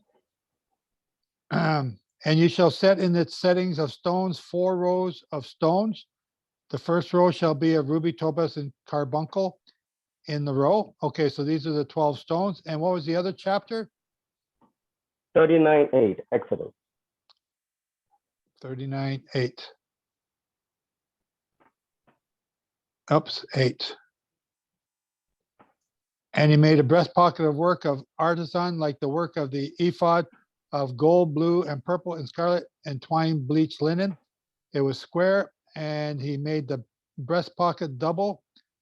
Verse 10, he set the 4 rows of stones in it, 1 row. Okay, so your question is this the same as the precious stones on Satan? And is there a connection? A pattern, yes, that's correct. How many stones was there on The Satan? 3rd row seems to miss, though. The verse 12 seems to miss. Jacinth, Agate, and Amist are missing in Ezekiel 28. So is God trying to bring in a pattern that was there before him when Lucifer fell, and in order to replace him with the high priest who served day and night in front of the Ark of the Covenant, and he has this 12, which actually represents the 12 tribes. So addition, subtraction, trying to have some connection to that. That's what I'm trying to see. Okay, so my answer to that is I don't know. That's interesting. I had not looked at that way, and I'm just looking at it now. Satan was covered with the most precious stones to bring, the most. It was the number 1 creation in all the all of creation. So he dressed him in the best that he could dress him in. So then the high priest, he's only got 12 stones. How many stones is in the Satan have? 9. Number 13 is actually missing the number of 3 mentioned over here. Sorry, 12, 39:12, Exodus. That row is actually missing on Satan, or when he fell. On Satan. It doesn't mention that. So Satan's only got 9. Yep. I don't know. I don't have an answer for that. This is interesting. I'd have to probably put that in the back of my brain and see if I come across something to relate to that in the future. Have you got Okay, any more on okay. it? Thank Have you. you thought more about it? No, I just compared those stones because I'm fascinated with stones all over the world. And this one actually caught my eye, and trying to find out the order of it, and also, the sequence of it, trying to see a pattern, but I don't know what's the significance of Jacinth, Agate, and Amist mentioned over here, because all the other stones are actually mentioned on Lucifer. So he's trying to make a joke of Lucifer. When he fell, he only had 9, but he had the high priest having more addition to it to say, I don't know why he created a. What was the There- purpose of it? There could be a pattern. I would keep looking, but I would not look Mhm. at it as God making a joke. Because that Okay. was fairly serious what Satan did and how he fell. And the Mhm, high mhm. priest is fairly serious and who he represents. The high priest represents Jehovah. So does that mean that Right. that he's 3 stones better than Satan? I don't even Mm. want to compare them. But it's interesting what you brought up. I would not stop looking at it, but I would just keep that in mind. But I wouldn't say it's a joke. Okay. I have a question for James. Okay. Go Being ahead, a Glenn. Stone's person. You've seen the newsletter, you've seen the picture of the blue stone there. Oh Is- yes. What do you call that? If there is such, Interesting. I would love to be on that mountain just to look at that and collect a piece of it if possible. So I would love to die for it if Okay. you want. Yeah. That's I thought absolutely you might know. It's odd, isn't it? We need a bus beautiful. stop. My wife told me that it's fake or it's photoshopped. I said no. Look at the pattern. It's so beautiful. It cannot be photoshopped. And I get goosebumps talking about it. But anyway, awesome. That's an interesting picture that Joe has Yeah. today. Thank you, James. I am hoping to Thank be you, able to Glenn. go back and document it firsthand. When I looked at that stone just yesterday, I thought I saw a straight edge. If there's a straight edge on it, then that could tell me that another part of the stone was taken away, which is the other theory I have, that stone is used Correct. underneath the Ark of the Covenant. But I need to document it much better than what those 2 pictures give us. It almost looks like a little bit of a crystal creation. If you know what I'm saying. It has, like you said, geometry. It has geometry. Yeah, there's a part of me that wants to see if it break off or flakes off, but I'm afraid to touch it and break it. I don't want to do that. And yet, what is this stuff? Is there any pieces on the ground beside it? I don't know. I'm kind of fascinated, bewildered, and in awe. Okay, thanks, I'm James. so sorry. Go ahead, I do have Susan. a Oh, go ahead. question. James, follow up. Glenn brought this up. I'm so sorry if my internet is bad. So is this platform where and the high man met with God? Is this the place where God spoke to them, or is it the place where Jehovah spoke to Moses? You broke up. What place? Which place are you talking about? The sapphire platform, that the picture that you had posted. Okay, so the Sapphire Stone, that the picture that we posted from Mount Sinai is where Jehovah was. Did Moses was up there for 40 days afterwards. Was he at the stone? We don't know. There's no mention of it. The only mention of the stone that I can derive is from, I think, Exodus 24, where the 70 elders saw a blue color beneath his feet as a blue sky or blue sapphire.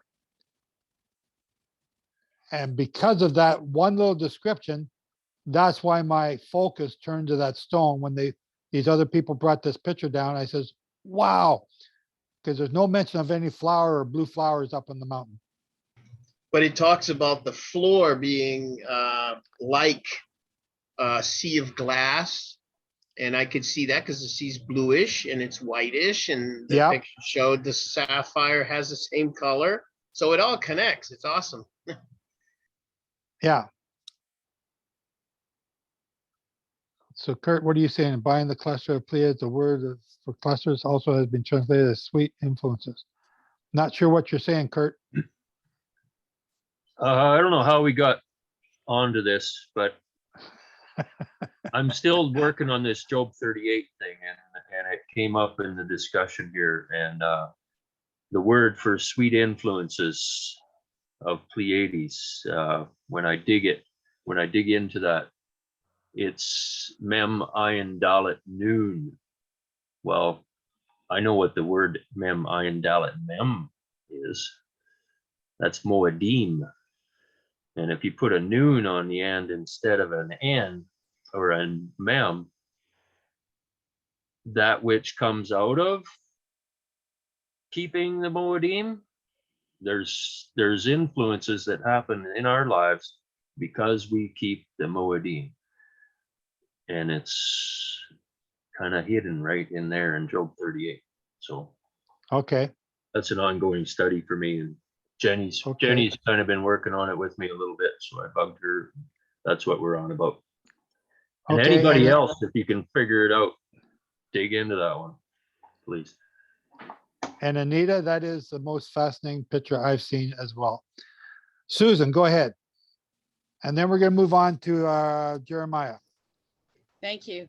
There was one thing I noticed as Exodus 37 was being read, and you probably all have it, but it just reached me today, that the gold was put on in one piece.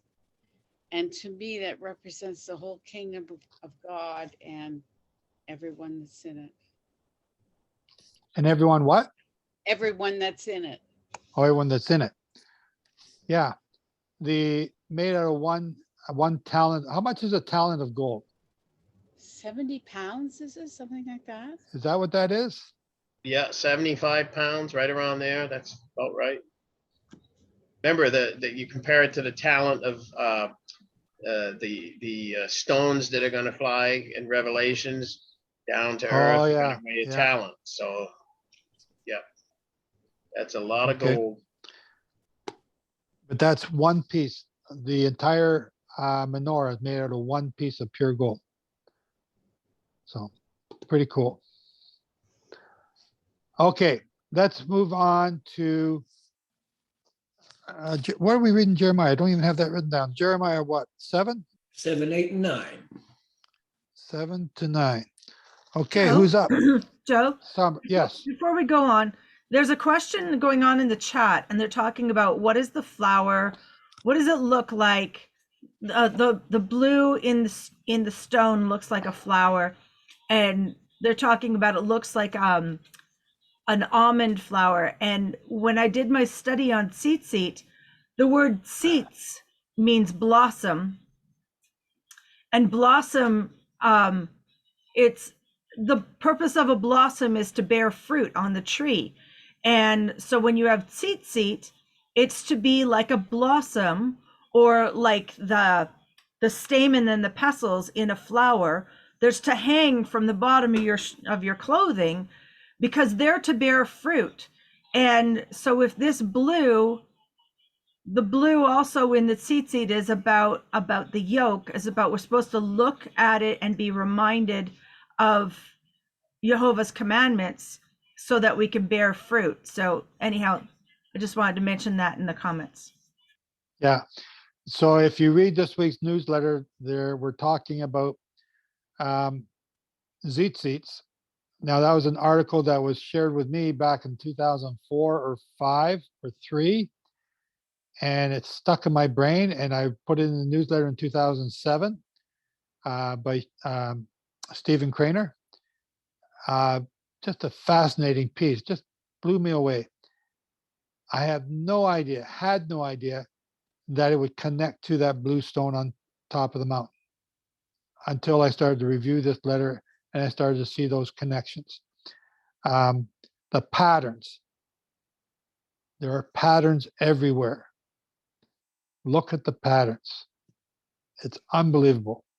So, yeah, there's so much more to learn. We got to go back. I'm ready to go here for Shavuot.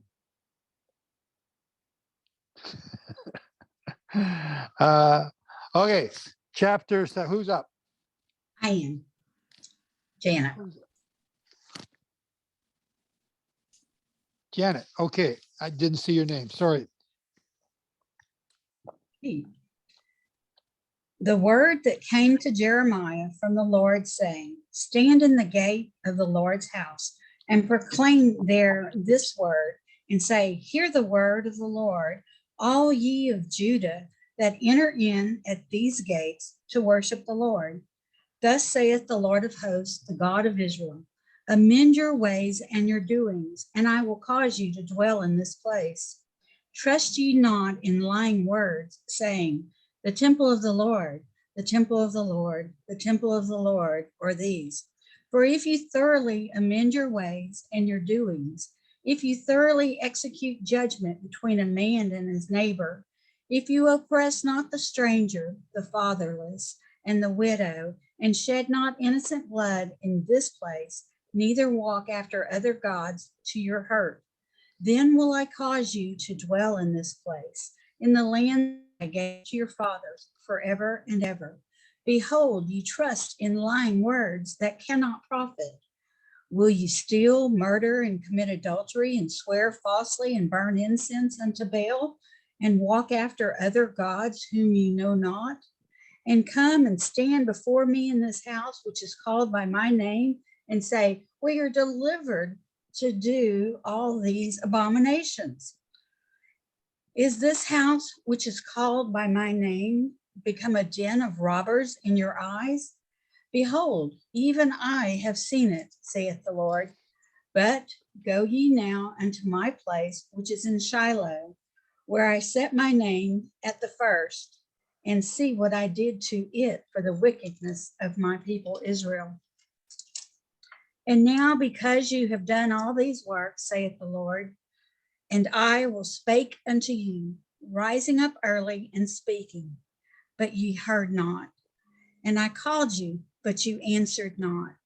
Therefore will I do unto this house, which is called by my name, wherein ye trust, and unto the place which I gave to you and to your fathers, as I have done to Shiloh. And I will cast you out of my sight, as I have cast out all of your brethren, even the whole seed of Ephraim. Therefore pray not for this people, neither lift up cry nor prayer for them, neither make intercession to me, for I will not hear thee. Seest thou not what they do in the cities of Judah and in the streets of Jerusalem? The children gather wood, and the fathers kindle the fire, and the women knead their dough to make cakes to the Queen of Heaven, and to pour out drink offerings unto other gods, that they may provoke me to anger. Do they provoke me to anger, saith the Lord? Do they not provoke themselves to the confusion of their own faces? Therefore, thus saith the Lord God, behold, mine anger and my fury shall be poured out upon this place, upon man and upon beast, and upon the trees of the field, and upon the fruit of the ground, and it shall burn and shall not be quenched. Thus saith the Lord of hosts, the God of Israel, put your burnt offerings onto your sacrifices, and eat flesh. For I spake not unto your fathers, nor commanded them in the day that I brought them out of the land of Egypt, concerning burnt offerings or sacrifices. But this thing commanded I them, saying, obey my voice, and I will be your God, and ye shall be my people, and walk ye in all the ways that I have commanded you, that it may be well unto you. But they hearkened not, nor inclined their ear, but walked in the counsels and in the imagination of their evil heart, and went backward and not forward. Since the day that your fathers came forth out of the land of Egypt, unto this day I have even sent unto you all my servants the prophets, daily rising up early and sending them. Yet they hearkened not unto me, nor inclined their ear, but hardened their neck. They did worse than their fathers. Therefore thou shalt speak all these words unto them, but they will not hearken to thee. Thou shalt also call unto them, but they will not answer thee. But thou shalt say unto them, this is a nation that obeyeth not the voice of the Lord their God, nor receiveth correction. Truth is perished and is cut off from their mouth. Cut off thine hair, O Jerusalem, and cast it away, and take up a lamentation on high places. For the Lord hath rejected and forsaken the generation of his wrath. For the children of Judah have done evil in my sight, saith the Lord. They have set their abominations in the house which is called by my name, to pollute it, And they have built the high places of Tophet, which is in the valley of the son of Hinnom, to burn their sons and their daughters in the fire, which I commanded them not, neither came it into my heart. Therefore, behold, the days come, saith the Lord, that it shall no more be called Tophet, nor the valley of the son of Hinnom, but the valley of slaughter. For they shall bury in Tophet till there be no place. And the carcasses of this people shall be meat for the fowls of the heaven and for the beasts of the earth, and none shall fray them away. Then will I cause to cease from the cities of Judah and from the streets of Jerusalem the voice of mirth and the voice of gladness, the voice of the bridegroom and the voice of the bride, for the land shall be desolate. Thank you, Janet. If I closed my eyes, I would say that Jeremiah was alive today, speaking to our world right now. I'm right at this time of year with the barley and all that stuff. I'm being told over and over by some people that Judah is the lawgiver, and that there shall never be there will always be a lawgiver between the feet of Judah. Therefore, they have the right to determine when the barley is and when the year begins, and not some dumb stick from Canada or some broad from Israel or somebody who's not Jewish. Oh, What and a the bunch broad, of the malarkey. broad from Kentucky is about to speak.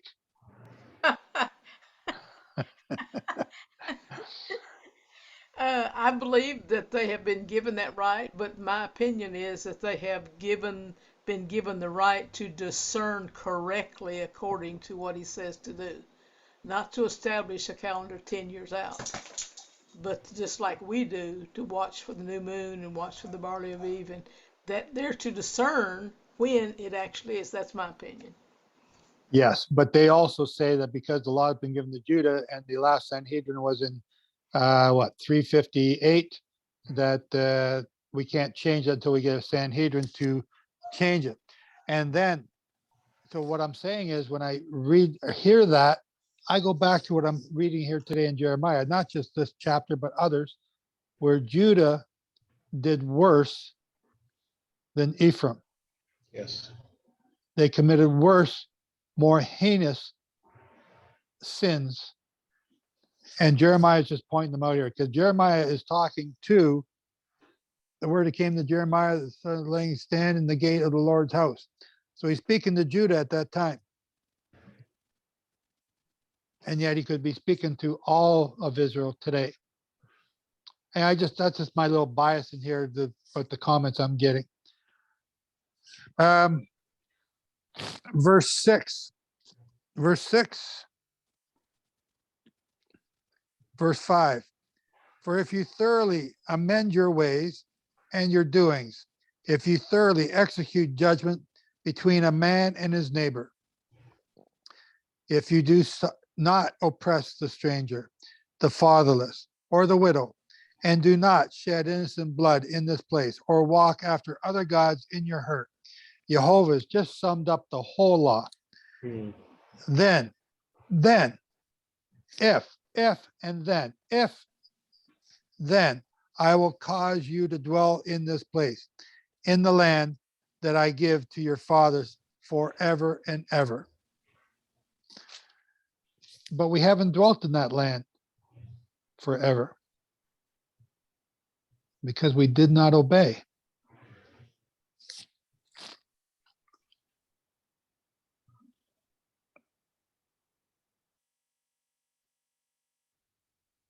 So that does sound like a prophecy to come, what's Jeremiah speaking of. Well, it was prophesied for them in that time. So Jeremiah, I think, spoke for 40 years before this came true. So he had 40 years of nobody's listening, right? So the other, Sombra's got her hand up. before I go on, The Jews saying that the law is with them is just like the Pope saying that he speaks for Jesus, speaks for God here on earth. When you look at that man who was picking up sticks on the Shabbat, even when the people brought it to Moses and Aaron didn't make a judgment on their own. They went to Jehovah and they asked Jehovah what to do. And we can't be making up our own laws. We have to be doing what Jehovah says to do. Even if somebody who is in authority or looks like they're in authority says to do something, if it's against Jehovah's word, it's against Jehovah's word. Yep. Agreed. So the other verse I'm going to leave you with here is verse 23. But this is what I commanded them, saying. So he did not command them, I want you guys to be doing sacrifices to me all the time. No, that's not what he said. The ketubah, the original ketubah, obey my voice, and I will be your God, and you shall be my people. That's a marriage contract. And walk in all the ways that I have commanded you, that it may be well with you. And what do? We run the opposite way and don't do anything he says, and then cry when all these bad things happen to us. So, okay, who's got chapter 8? I believe I do. Okay. So, hang on a minute. Jeremiah 8. Okay, Jeremiah 8. At that time, says Jehovah, they shall bring out the bones of the kings of Judah, and the bones of its rulers, and the bones of the priests, and the bones of the prophets, and the bones of the people of Jerusalem out of their graves. And they shall spread them before the sun and the moon and all the host of heavens, whom they have loved and whom they have served, and after whom they have walked, and whom they have sought, and whom they have worshipped. They shall not be gathered nor buried. They shall be as dung on the face of the earth. And as death shall be chosen rather than life by all the rest of those who remain of this evil family, who remain in all the places where I have driven them, says Jehovah of hosts. And you shall say to them, so says Jehovah, shall they fall and not arise? Shall he turn away and not return? Why has this people of Jerusalem slidden back by a never-ending backsliding? They hold fast to deceit. They refuse to return. I listened and heard, but they did not speak right. No man repented of his wickedness, saying, what have I done? Everyone turned in their own courses as the horse rushes into the battle. Yea, the stork in the heavens knows her seasons, and the turtle and the crane and the swallow watch the time of their coming. But my people do not know the judgment of Jehovah. How do they say, we are wise, and the law of Jehovah is with us? Lo, certainly the lying pen of the scribes is written falsely. The wise are ashamed, they are terrified, and they are captured. Lo, they have turned away from the word of Jehovah, and what wisdom is in them? Therefore I will give their wives to others, and their fields to those who shall inherit them. For everyone from the least even to the greatest cuts off a prophet. From the prophet even to the priests, everyone deals falsely. For they have healed the hurt of the daughter of my people slightly, saying, peace, peace, when there is no peace. Were they ashamed when they had done an abomination? No, they were not at all ashamed, nor could they blush. Therefore they shall fall among those who fall. In the time of their visitation, they shall be cast down, says Jehovah. I will utterly consume them, says Jehovah. There shall be no grapes on the vine, no figs on the fig trees, and the leaf shall fade, and the things that I have given them, those who pass over them. Why do we sit still? Gather yourselves, and let us enter into the fortified cities, and let us be silent there. For Jehovah our God has put us to silence, and has given us poisonous water to drink. because we have sinned against Jehovah. We looked for peace, but no good came, and for a time of health, but behold, trouble. The snorting of his horses was heard from Dan. The whole land trembled at the sound of the neighing of his stallions. For they have come and they have devoured the land and all that is in it, the city and those who live in it. For behold, I will send serpents and adders among you, which will not be charmed, and they shall bite you, says Jehovah. When I would comfort myself against sorrow, my heart is faint within me. Behold the voice of the cry of the daughter of my people from a far country. Is not Jehovah in Zion? Is not her king in her? Why have they provoked me with their graven images, with their foreign vanities? The harvest is past, the summer is ended, and we are not saved. For the breaking of the daughter of my people, I am broken. I am in gloom. Horror has seized me. Is there no balm in Gilead? Is there no physician there? Why then has the healing of the daughter of my people not come? I also have the next chapter too, whenever you're ready. Okay, thank you, Glenn. I want to just focus on where was it? Peace, peace, when there is no peace.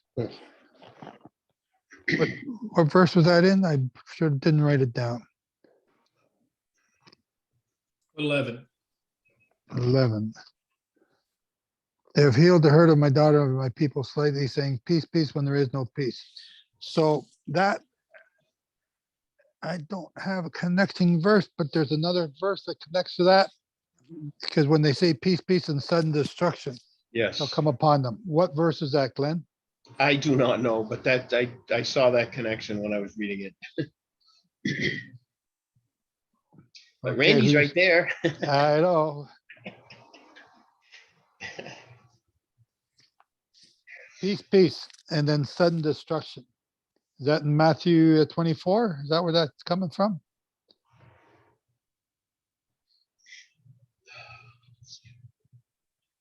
Nobody. Everyone's quiet. I'm looking to. You think First it's in the New Thessalonians. Testament? Oh, First wow. Thessalonians. Okay, I would not have looked there. Where's my?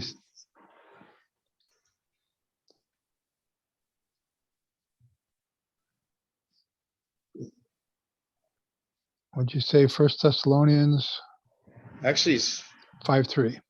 no, it's 1 Timothy 5:3. Yeah. Yeah. Oh, is that Thessalonian? I'm reading it wrong. First Yes. Thessalonians 5:3. Yeah. First Thessalonians 5:3. When they shall say peace and safety, then sudden destruction comes on them as to fall upon a woman with child. So again, that's hinting to the birth of the nation. And when do we see the Virgo giving birth to a child? That's in the fall. And what do we talk about the fall feast days? For yourselves know accurately that the day of the Lord comes like a thief in the night. So that's talking again about the Feast of Trumpets. But of the times and seasons, brothers, you have no need that I write to you, because we knew this stuff. Not that nobody can't know the day of the hour. We know what day it is. It's the Feast of Trumpets. We know that you don't know the day because of the crescent moon. It's either 29 or 30. We know that. We know it could be off by 30 days because of the barley. But we know. Okay? But you, brothers, are not of the darkness, that the day shall overtake you like a thief, because you know the seasons, you know the holy days. You are the sons of light and the sons of the day. We are not of the night or of darkness.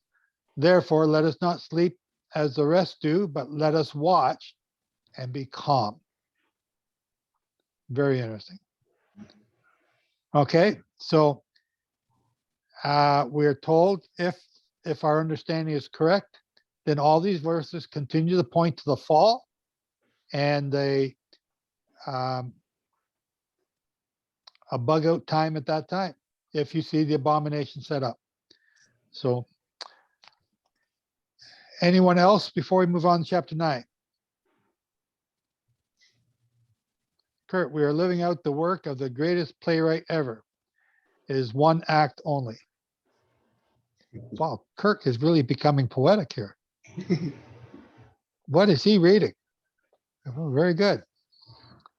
Yeah. Okay, Glenn, go on to chapter 9. Okay. Oh, hang on, now I gotta find it. Where was it? Here we go. All right, Jeremiah 9:1. Oh, that my head were waters and my eyes a fountain of tears, that I might weep day and night for the slain of the daughter of my people. Oh, that I had in the wilderness a lodging place for traveling men, that I might leave my people and go away from them. For they are all adulterers, an assembly of treacherous men, and they bend their tongues like their bow for lies. But they are not mighty for the truth on the earth, for they go from evil to evil, and they do not know me, says Jehovah. Everyone beware of his neighbor, and do not trust any brother, for every brother will supplant his neighbor and will walk with slanders. And everyone will deceive his neighbor and will not speak the truth. They have taught their tongue to speak lies, and they wearied themselves to commit iniquity. Your dwelling is in the midst of deceit. Through deceit, they refuse to know me, says Jehovah. Therefore, so says Jehovah of hosts, behold, I will melt them and try them. For what else can I do for the daughters of my people? Their tongue is a slaughtering arrow. It speaks deceit. One speaks peaceably to his neighbor with his mouth, but in heart he lies in ambush. Shall I not visit them for these things, says Jehovah? Shall not my soul be avenged on such a nation as this? I will take up a weeping and a wailing for the mountains, and a mourning for the pastures of the wilderness, because they are burned up, so that none can pass through them, nor can men hear the voice of the cattle. Both the birds of the heavens and the beasts have fled. They are gone. And I will make Jerusalem ruins, a den of jackals, and I will make the cities of Judah a desolation, without a living soul. Who is the wise man who may understand this? And who is he to whom the mouth of Jehovah has spoken, that he may declare it? Why does the land perish and burn up like a wilderness, so that none passes through? And Jehovah says, because they have forsaken my law, which I set before them, and have not obeyed my voice, and have not walked in it. But they have walked after the stubbornness of their own heart, and after the Baals which their fathers taught them. Therefore, so says Jehovah of hosts, the God of Israel, behold, I will feed them, even this people, with wormwood, and make them drink poisonous water. I will also scatter them among the nations, whom neither they nor their fathers have known, and I will send a sword after them until I have consumed them. So says Jehovah of hosts, think carefully and call for the wailers, that they may come, and send for the wise women, that they may come. And let them make haste and take up a weeping for us, so that our eyes may run down with tears and waters flow from our eyelids. For a voice of weeping is heard out of Zion. How are we plundered? We are greatly ashamed, because we have forsaken the land, because they have thrown down our tents.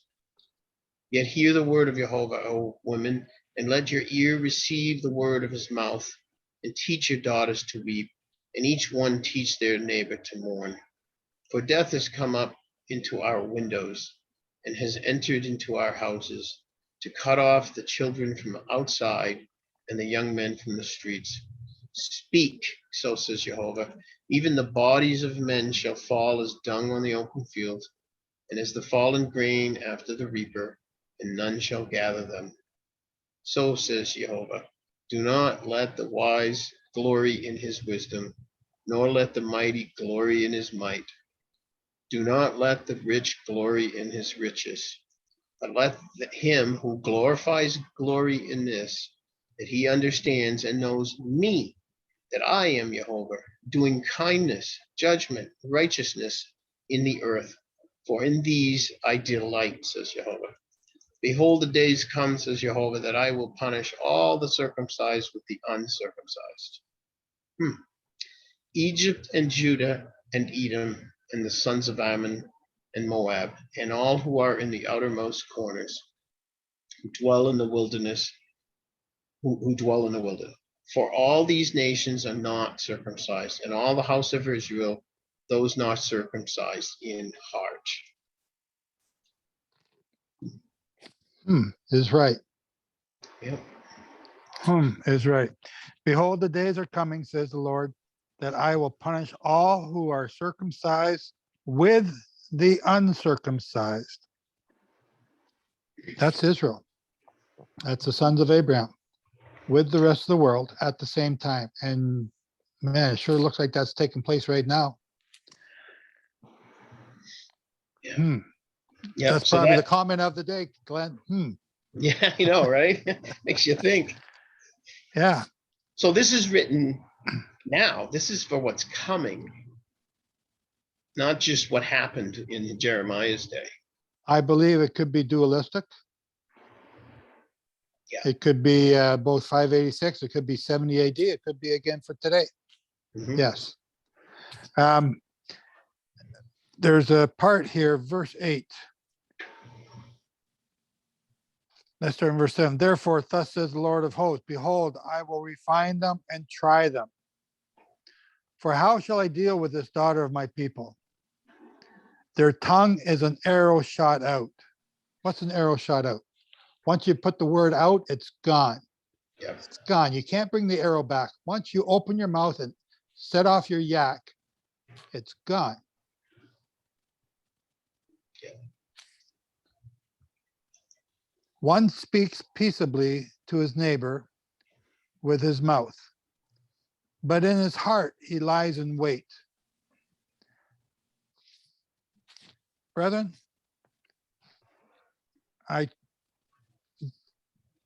when I read that, when Glenn just read that, I just thought, man, I cannot count on both my hands and my toes and your hands and your toes. All the people who have sat here in this Zoom meetings or reading my newsletters and been gaga at telling me how great I am, how awesome I am, and how wise I am, and all this stuff. And then the next week they are attacking me and slandering me and telling everyone how evil I am. Out of the same mouth comes blessings and curses. What am I to do with this, people? Anyway, pardon me? Forgive him.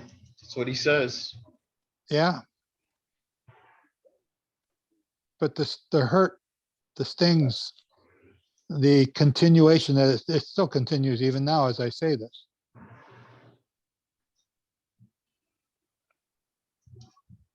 You know, none of us is perfect. And I know that about me. I'm not. I may tease you, you know, hey, I told you I'm always right? That, you know, that's a joke. But it's also true. No, it's a joke. And yet people take that and they use that to attack me. Because they don't know you. And what they're doing, though, who gives a crap about me? It doesn't matter. But what they're doing is they're taking that person and driving them away from sightedmoon.com and having the opportunity to learn the many great truths that we do have here about the Sabbatical and Jubilee years, about the prophecies that they reveal, about 2020, about who Israel is, all these great truths that we learn here. Because they get their nose out of joint because I called them an idiot for believing in some stupid dumbass teaching that somebody else taught them. And I will continue to do that. And I don't care if you attack me or not, but I'm telling you, Jehovah sees the arrows that come out of your mouth towards his people. don't think that he doesn't see. Because what does he say after this? What does he say after this? Shall I not punish them for these things, says the Lord? Shall I not avenge myself? Why is he avenging himself? Because you're offending him, himself, on such a nation as this. Brethren, be careful what you say. If typing is the same as opening up your yap and shooting off your arrow, once it's out there, you can delete it, but the damage has already been done. Now, I'm also guilty. Don't think I'm not, but I am. Well, maybe I'm not. No, I am. I'm just as guilty. You know, there's a couple times that Randy and I were talking, and some of the things I said I should not have said, but they came out. You know, man, that guy, that girl, that person, what an idiot. Why would they say that? Do they not know that they're it's directed? Like, you know, I just stopped reading Facebook. So I stopped. No, I read Facebook. I get this stuff. I'm talking to all of you, all y'all. Be careful what you say about those that are teaching you. Be careful what you say about each other. Be careful what you say about the apple of his eye. Be careful. Because when you get sick, when things happen, and the doo-doo hits the fan, and you're saying, why? Well, if he answers you and tells you because you did this, this, and this, and you never repented, you need to repent. Now, I did not choose this job. I did not want to do this job. I did not even want to do these Zoom meetings. Remember? I hope you remember. We can get those videos back out and I can play them. I didn't want to do this. I didn't want to teach. All I wanted to share was the things I was discovering, like the blue stone on top of Mount Sinai, stuff like that, fascinating stuff, and all the connections. But out of becoming a teacher or a leader, or whatever you want to call me, also comes the responsibility that when I see you screwing up, I got to tell you. Like, you know, what was it? Leviticus 19, verse 17. You have the same responsibility to speak out and tell your brethren when you see them sinning. To not do so falls into the Ezekiel 3 or 33 of not warning them. They're going to die for their sins, but their murder or their guilt will be on your head. That's what I do. If you don't like it, stop listening. So anyway, I see these scriptures that come up every once in a while because I see the words you say about me. Yeah, I'm having a bad hair day. I know that. I got the worst haircut in the world a couple of weeks ago. That doesn't matter. But what matters is when you attack me personally for stuff that you don't understand. If you don't understand stuff, then ask me to explain it. If you don't understand what I'm talking about, this blue stone has got me just mesmerized. It's just, wow. If you don't understand that, great. Call me an idiot. I call people idiots too. But when you tell other people, don't go to sightofmoon.com, and you deprive them of learning about the Sabbatical and Jubilee years, about the prophecies that they reveal, then you've done a great harm against Jehovah, who is calling that person. So not all of us can sleep in the same tent. We will not get along. You're messing with other people's potential salvation when you do that. That's right. Randy and I slept in the same room for about a month. I am so glad to be rid of him. But he also became a friend. I don't like everything he does. I bet you he's got a few words himself. I know. That's why I got the mute button on him. That's why he's in the penalty box. That's right. So again, we're not all going to get along on all points, which is the purpose of this Midrash group. Glenn and I banged heads quite a lot at the beginning. It took a long time, but now he finally agrees with me on everything I say. Okay. Yeah, no, You're joking again, I can tell. but even though we disagreed, I don't think I called Glenn a moron. He might have been, but I don't think I called him one. All right. I didn't call him, I didn't tell people, bad things about Glenn. I do recall telling people how proud I was of Glenn, how much I've, been praising him up for his growth and seeing that growth. I do recall doing that. But Appreciate it. no, I appreciate it, Glenn, because you're one of the cornerstones of this ministry here. But we've learned to disagree and argue our disagreements and still respect each other. I guess that's the word I'm looking for. Still respect each other. To go off and slander me or me to go off and slander Glenn is not respect. And like you just said, and I'm only using Glenn as an example, but to slander someone against sighted moon is depriving them of the opportunity that Jehovah's called them to learn about the Sabbatical and Jubilee cycles, to learn about these connections that we're making by the patterns. So I just read verse 8 here and it jumped out at me and I'm trying to bite my tongue. I can't. I want to, but I can't. And I'm not making any apologies for that. I can't, because I want you to be in the kingdom in 11 years time under King David. I don't want you to show up here at the end of the 7th millennium because of your stupidity and your sins. So if that rubs you the wrong way, okay, go listen to Keith Johnson, Nehemiah Gordon, or Michael Root. See, the point is, you can choose to be offended. It's a choice, just like everything else. And personally, I get so much from here. You could do a whole lot worse before I'd ever mark out of here.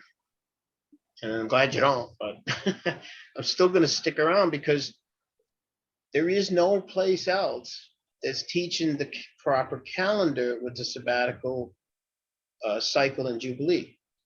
And if that is required to understand God's plan, well, then there's going to be a lot of people that are on the wrong, they're sinning. I just have to say it, they'll be sinning. And that is going to affect their salvation. And when you call them or sorry, Glenn, when you tell those people that they're sinning, or when I tell you that you're sinning by the things you're doing, to turn around and attack the messenger is to attack. It's like, I'm not calling myself, but to attack the prophets of old. You're doing the same thing. You're throwing stones at Yeshua because he said something that offended you. Anyway, okay, I got off of my little tangent here. I'm sorry. No, I'm not sorry. I take that back. I got off my little tangent. So let's move on to anything else in chapter 9 before we do move on. Okay. We're in Acts, right? No, we're not. Where are we at? It's Proverbs 9 and 10. Okay. Brother Shane. Wisdom has built her house. She has hewn her 7 pillars. She has slaughtered her beasts. She has mixed her wine. She has also set her table. She has set out her young women to call from the highest places in the town. Whoever is simple, let him turn in here.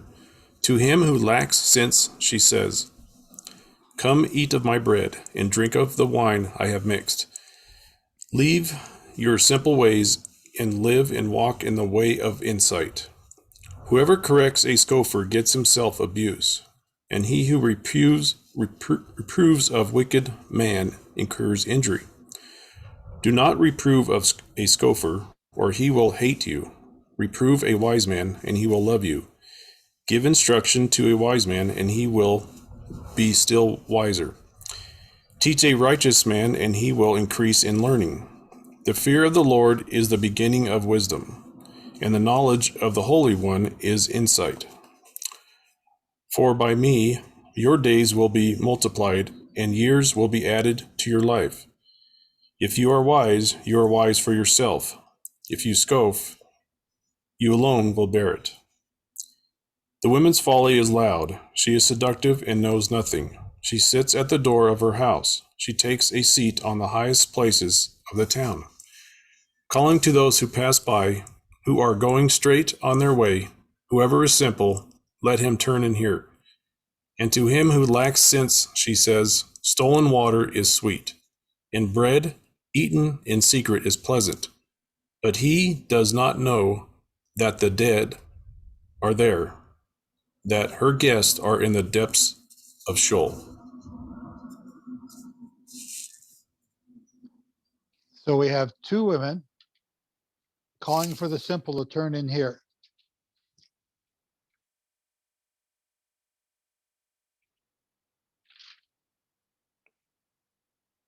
One to get wise and one to get dead.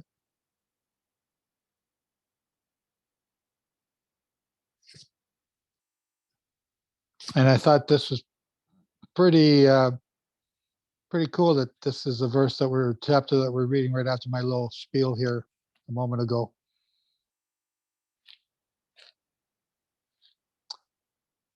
Okay, Shane, do you want to go on chapter 10? Sure. The Proverbs of Solomon. A wise son makes a glad father, but a foolish son is a sorrow to his mother. Treasures gained by wickedness do not profit, but righteousness delivers from death. The Lord does not let the righteous go hungry, but he thwarts the craving of the wicked. A slack hand causes poverty, but the hand of the diligent makes rich. He who gathers in summer is a prudent son, and he who sleeps in harvest is a son who brings shame. Blessings are on the head of the righteous, but the mouth of the wicked conceals violence. The memory of the righteous is a blessing, but the name of the wicked will rot. The wise of heart will receive commandments, but a babbling fool will come to ruin. Whoever walks in integrity walks securely, but he who makes his ways crooked will be found out. Whoever winks the eye causes trouble, and a babbling fool will come to ruin. The mouth of the righteous is a fountain of life, but the mouth of the wicked conceals violence. Hatred stirs up strife, but love covers all offenses. On the lips of him who have understanding, wisdom is found, but a rod is for the back of him who lacks sense. The wise lay up knowledge, but the mouth of the fool brings ruin near. A rich man's wealth is his strong city. The poverty of the poor is their ruin. The wage of the righteous leads to life, the gain of the wicked to sin. Whoever heeds instruction is on the path of life, but he who rejects reproof leads others astray. The one who conceals hatred has lying lips, and whoever utters slander is a fool. When words are many, transgression is not lacking, but whoever restrains his lips is prudent. The tongue of the righteous is choice silver. The heart of the wicked is of little worth. The lips of the righteous feed many, but fools die for lack of sense. The blessing of the Lord makes rich, and he adds no sorrow with it. Doing wrong is like a joke to a fool, but wisdom is pleasure to a man of understanding. What the wicked dreads will come upon him, but the desire of the righteous will be granted. When the tempest passes, the wicked is no more, but the righteous is established forever. Like vinegar to the teeth and smoke to the eyes, so is the sluggard to those who send him. The fear of the Lord prolongs life, but the years of the wicked will be short. The hope of the righteous brings joy, but the expectation of the wicked will perish.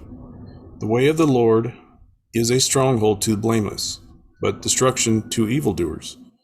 The righteous will never be removed, but the wicked will not dwell in the land. The mouth of the righteous brings forth wisdom, but the perverse tongue will be cut off. The lips of the righteous know what it is acceptable, but the mouth of the wicked what is perverse. Thank you, Shane. Welcome. I don't see any hands up. Wait, The wait, fear- wait. Wait. Okay. Okay, this is a conversation with me and Kurt and Anita. Verse Proverbs 10:26. Oh, hang on. Because I was going to start in 25. But okay. Like vinegar to the teeth and smoke to the eyes, so is the sluggard to those who send them. Vinegar is the word chometz, similar to chametz, vinegar. And then it says here, a harsh taste or something sour by adding leaven to bread, also sour in taste. So leaven to bread, add your vinegar to your yeast and your dough, and it will help rise your bread. It's okay. It's just a conversation that's been going on all week. Sorry. It's all about the pizza. See, last week we had this pizza dough research and development day.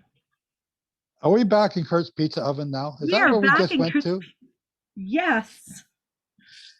The whole world revolves around this pizza oven, this big chimney in the middle of Saskatchewan. You guys are gonna have to eat from it, so don't knock it.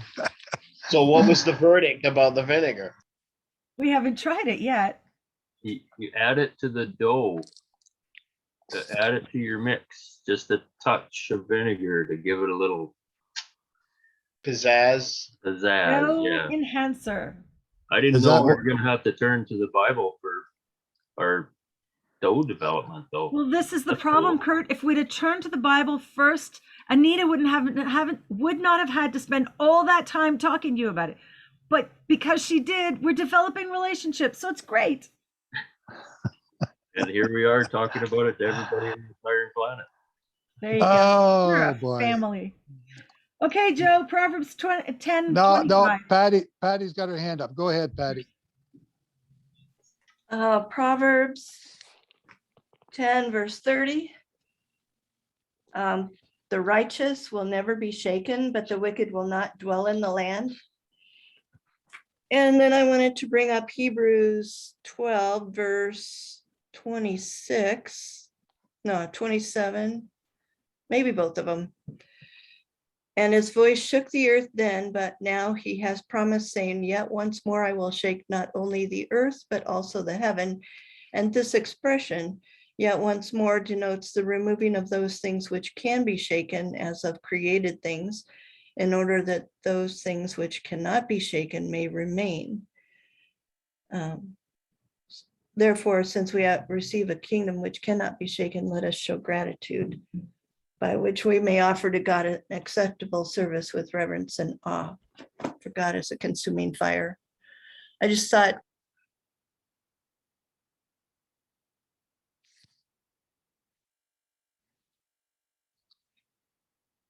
Patty, you just thought something? yeah, just saying that the righteous will never be shaken. That's a promise. I like it. Oh, okay. So then let me ask the next question. How do you become righteous? By fearing the Lord and listening to his commands and obeying. Not just listening, doers. You must be a doer of the law. So doing his commands. The one that I always refer to as a definition is Psalms 172. I mean 119, 119, 172. 172. It's awesome. It's like, there's your definition. Bang. My tongue shall speak your words, O Lord, for all your commandments are righteousness. Yeah. Very good. Thank you, Patty. So I have a question here for verse 25 in relation to what Patty just said. When the whirlwind passes by, the wicked is no more, but the righteous has an everlasting foundation. The whirlwind. When a tornado goes through the town and your house gets leveled, what do you say? Are you righteous? Is this talking about that? Or all the people in that town, are they unrighteous? That's why they got their houses leveled. When their houses are leveled, which you hope that you don't get to that point, you definitely have to ask yourself, what have I done? Am I righteous? Am I doing wrong? Why? Those are the questions you have to ask. Samba, you had your hand waving, or you just swatting flies? Not even fly season there yet, they're already there.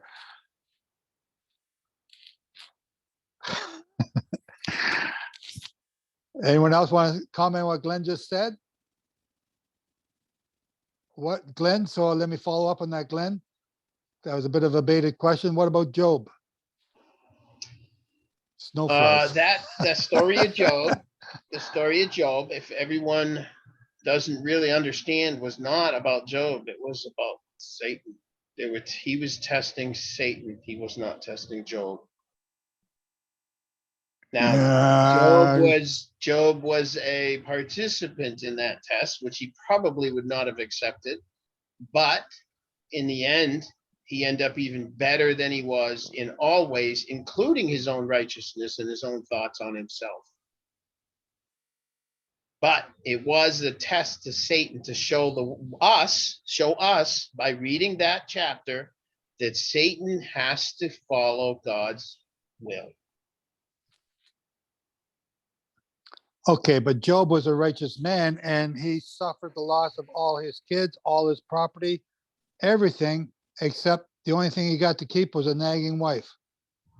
Yep, for a short spell, he had to suffer. But you know what? He ended up reaping quite a reward in the end. He was completely recovered, as it says, and even more. And he even improved. He has a relationship, direct relationship with Jehovah now, or during that event. I would welcome that. The wealth means nothing. Nothing in this world means anything. It's vain. So now he's got a actual, how can I put it, relationship with God directly. I mean, you can't get any better than that. Before that, he might have been praying. Maybe he didn't get a verbal voice into his ear. But after that event, he is closer to God than he ever was before. And that's really what we're all supposed to do. Now, maybe, and we don't know this, that was Job's purpose, which I'm sure it was. Okay, I'm just trying to digest what you're saying here. So if a tornado flattens my house, that doesn't necessarily mean I'm a bad person. It just means that something better is about to come. No, it means you should maybe consider evaluating your situation to make sure that you're not erring. And in that evaluation, you'll determine whether you're right or not. Now, maybe you'll get something better in the end. Usually that's the case, because what does he say? He says, all good things comes to those who love him. And that's the bottom line. Okay. Patty, go ahead. Proverbs 24:16. For a righteous man falls 7 times and rises again, but the wicked stumble in time of calamity. Perfect. So, you got 7 rising again. 24, what was that? 24 what? 24:16. Thank you.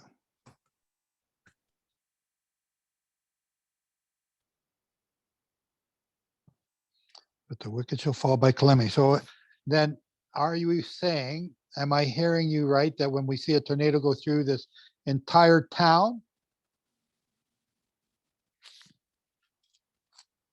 Well, But the wicked shall fall by calamity. the difference I see there is potentially if you have, you are in covenant and keeping it, if the tornado comes through your town, there's a good possibility that maybe you'll lose your house, maybe you'll lose your stuff, but you're going to survive, and you're going to survive in a better shape than those that are dead in the street, being whatever, a house on them, whatever. It could be really bad. But if you're alive, you hear it when people say, you know, after you go through, you see a tornado, they're interviewing them, and they're crying, they're going, my house doesn't matter, I have my family, I have my life. They finally realize what's really important, and they'll rebuild and move on. So there's a lot to be grateful for, even if it's just your life. So part of, Marilyn's got a good answer here in the chat. Judgment's coming to the whole earth, and it's going to affect everyone. And when it does, how are you going to react? Are you being punished for your sins? Are you searching for your sins? Are you examining yourself, as Glenn says? Again, so part of my questioning is, we should be doing this every day, whether calamity strikes us or not. When you do your prayer, I do, 3 times a day. Are you doing your prayers 3 times a day? Are you talking it? When you're doing that, if you're talking to you over 3 times a day, does that leave you much time to be going and robbing the 7-Eleven or shooting off arrows about other people? Or cursing God? Or, like well, Job? now they won't be cursing God. Well, Job didn't curse God. His friends were saying, or his wife was telling him, she's the unconverted mate. Right. Just curse God and get it over with. Let him curse God, let him strike you lightning, get over it.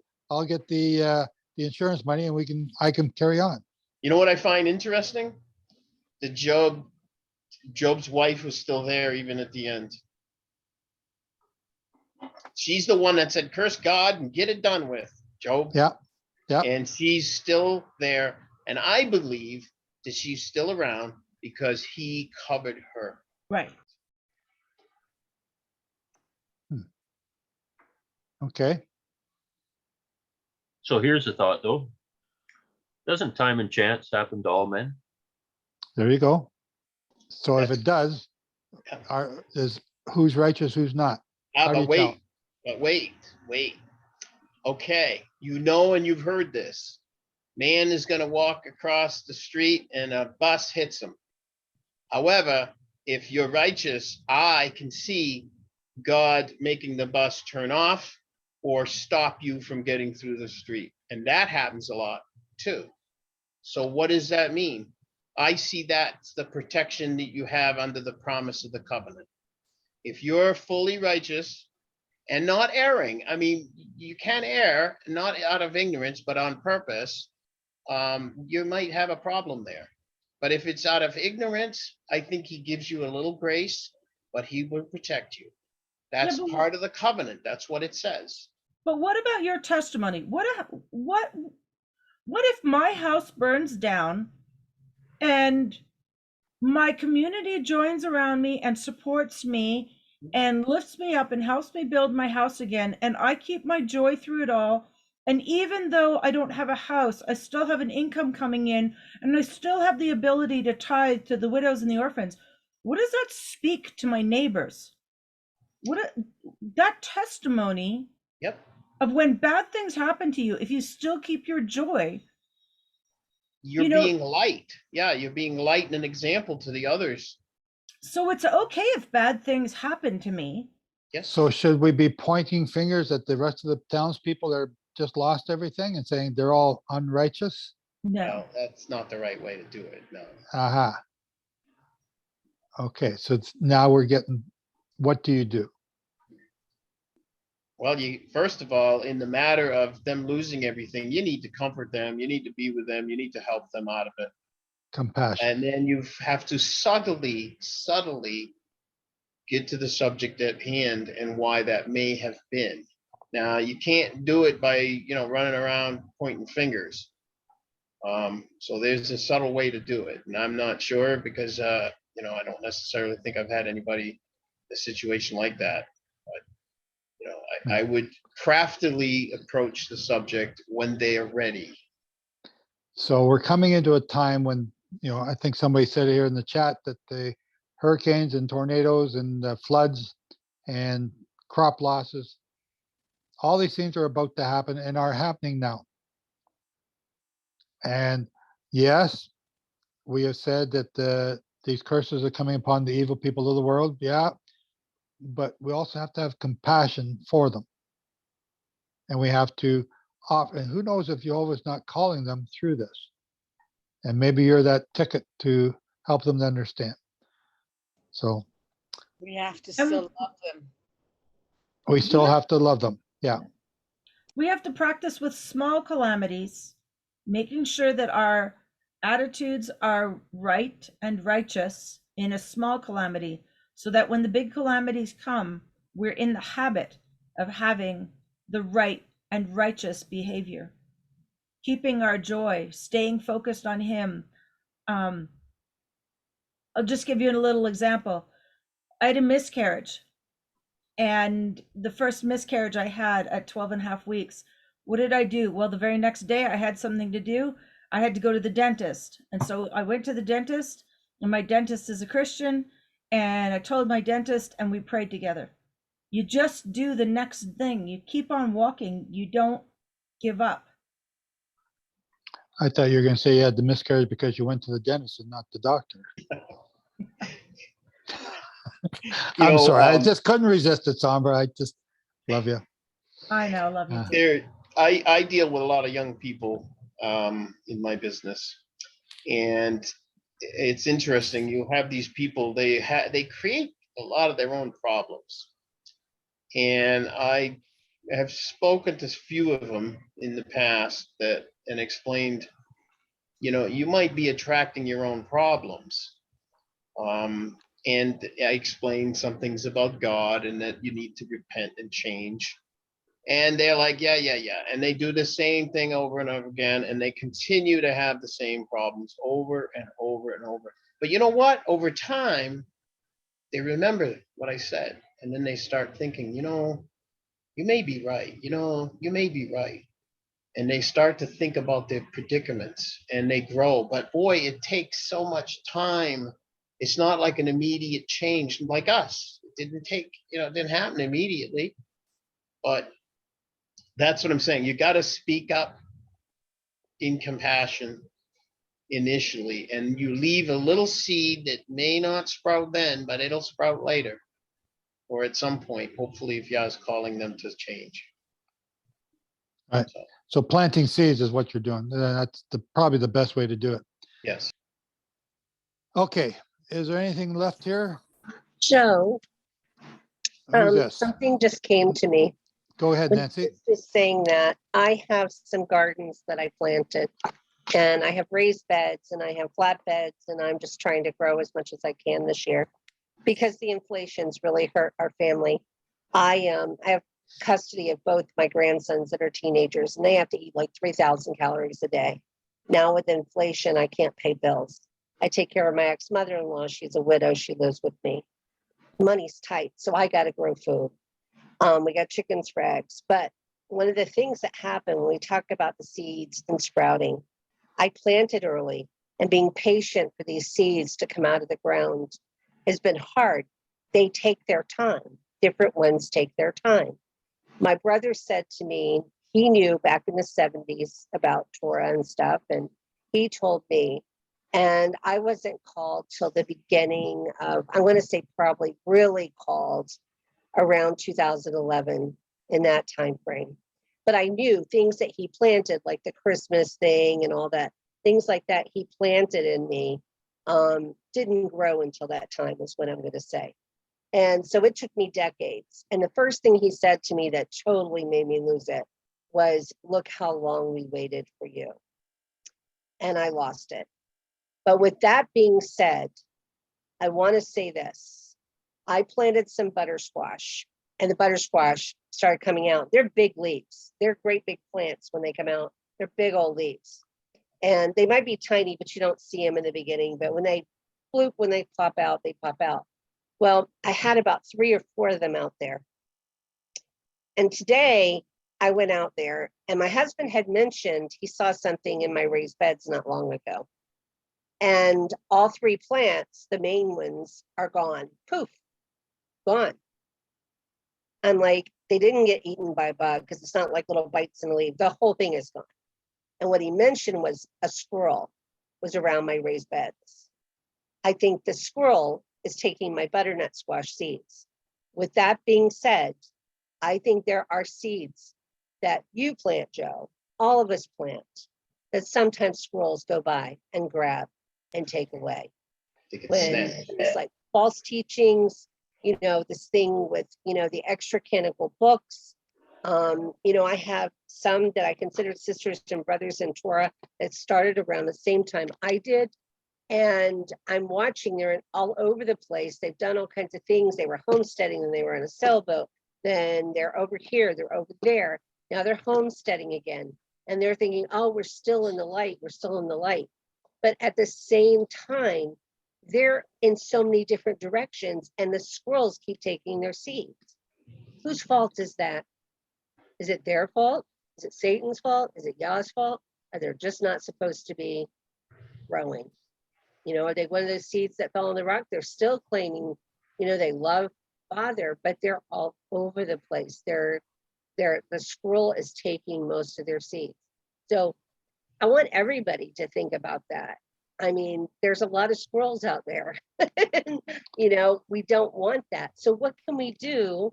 Like I'm thinking today, what my thoughts are, do I put a screen over my raised beds?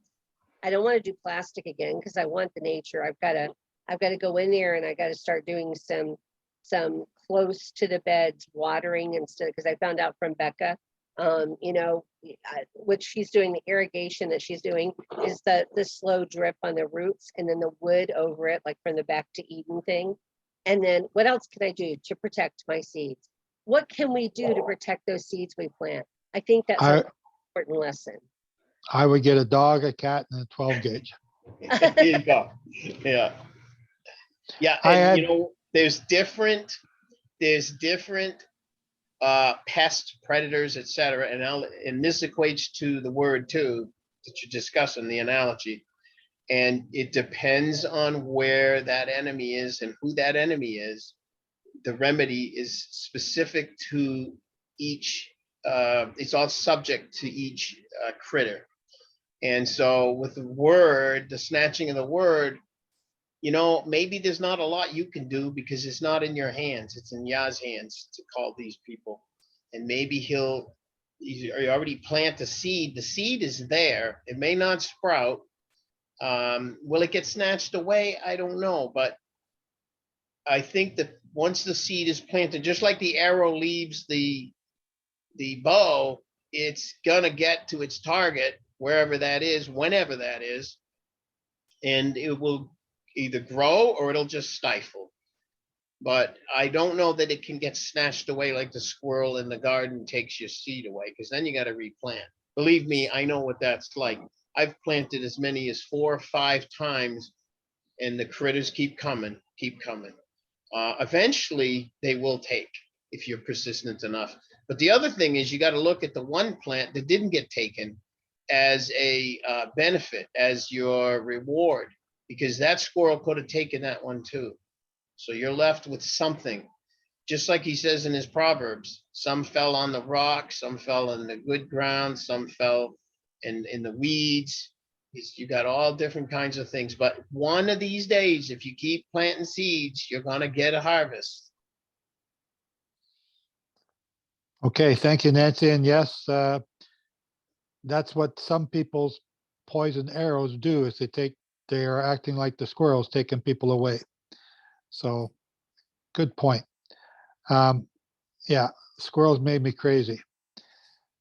So I just planted a whole bunch of squirrel food over somewhere else, and then they would leave the garden alone. Didn't work. but it was the experiment I tried that year. Uh, I Okay, had actually thought of that. I'm glad you told me it didn't work. well, you know what actually did work when I took my squash and I Huh? planted the whole squash. And I had like what, 1,000 seeds. Then the squirrels would dig it up and they would eat, 20, 30 seeds. Then, they'd move on or get chased away. But then that would leave the other 1,000 enough time to grow. I'd have maybe 20. Well, one year I had 20 plants come up on me. What am I going to do with so much squash? But anyway, The other thing is, and another thing you got to take, keep that in mind for Plant. the sabbatical year. Throw lots and lots. plant extra. You're going to lose it. So if you want one, plant 5 because you will lose some. Okay, let's move on to Acts. And Dean, I think you're reading Acts 6 Yes. or starting chapter 6, No, chapter 7, 722, 23. 23. It's- Yeah. The continuation of the preaching of Stephen. So we're going to get the end of the story today. Okay. He gets stoned. Okay, so starting at 23, and when he was 40 years old, it came into his heart to visit his brothers, the children of Israel. And seeing one of them being wrong, he defended and revenged him who was oppressed, smiting the Mizrahites. And he thought that his brothers would have understood that Elohim would give deliverance to them by his hand, but they did not understand. And the next day he appeared to 2 of them as they were fighting and urged them to peace, saying, "Men, you are brothers. Why do you wrong one another?" But he was, excuse me, but he who was wronging his neighbor pushed him away, saying, "Who made you a ruler and judge over us? Do you wish to kill me as you killed the Mitzrayite yesterday?" And at this saying, Moshe fled and became a sojourner in the land of Midian, where he fathered 2 sons. And after 40 years were completed, a messenger of Jehovah appeared to him in a flame of fire in a bush in the wilderness of Mount Sinai. And Moshe, seeing it, marveled at the sight, and coming near to look, the voice of Jehovah came to him, saying, "I am Elohim, your fathers, of your fathers, the Elohim of Abraham, and the Elohim of Yishak, and the Elohim of Yochab." And Moshe trembled and did not have the courage to look. But Jehovah said to him, "Take your sandals off your feet, for the place where you stand is set apart ground. I've certainly seen the evil treatment of my people who are in Mitzrayim, and I have heard their groaning and have come down to deliver them. And now come, let me send you to Mitzrayim." Then Moshe, whom they had refused, saying, "Who made you a ruler and a judge?" This one Elohim sent to be the ruler and deliverer by the hand of the messenger who appeared to him in the bush. This is the one that led them out after he had done wonders and signs in the land of Mitzrayim and in the Red Sea and in the wilderness 40 years. This is the Moshe who said to the children of Israel, "Jehovah, your Elohim, shall raise up for you a prophet like me from your brothers. Him you shall hear. This is he who was in the assembly in the wilderness with the messenger who spoke to him on Mount Sinai, and with our fathers who received the living words to give us. Unto him, unto whom our fathers would not become obedient, but thrust away, and in their hearts turned back to Mitzrayim, saying to Aaron, "Make us mighty ones to go before us. For this was Moshe who led us out of the land of Mitzrayim. We do not know what has become of him." And they made a calf in those days and brought an offering to the idol, and were rejoicing in the works of their own hands. So Elohim turned and gave them up to worship the host of heaven, as it had been written in the book of the prophets. "Did you bring slaughter, beasts, and offerings unto me during 40 years in the wilderness, O house of Israel? And you took up the tent of Molech and the star of your mighty one, Kinyan, images which you made to bow before me. Therefore I shall remove you from beyond Babel." The tent of the witness was with our fathers in the wilderness, he appointed, instructing Moshe to make it according to the pattern that he had seen, which our fathers, having received it in turn, also brought with you Yehoshua into the land possessed by Gentiles, whom Elohim drove out before the face of our fathers into the day of David, who found favor before Elohim and asked to find a dwelling for Elohim of Yaakov. But Shlomo built him a house. However, the Most High does not dwell in dwellings made with the hands, as the prophet says, the heaven is my throne and the earth is my footstool. What house shall you build for me, says Jehovah? Or what is the place of my rest? Has my hand not made all these? You stiff-necked and uncircumcised in heart and ears, you always resist the set-apart spirit as your fathers did. You also do. Which of the prophets did your fathers not persecute? And they killed those who before announced the coming of the righteous ones, of whom you now have become betrayers and murderers, who received the Torah as it was ordained by messengers, but did not watch over it. And hearing this, they were cut to their hearts and gnashed the teeth at him. But he, being filled with the set-apart spirit, looked steadily into the heaven and saw the esteem of Elohim and Yeshua standing at the right hand of Elohim. And he said, look, I see the heavens open and the son of Adam standing at the right hand of Elohim.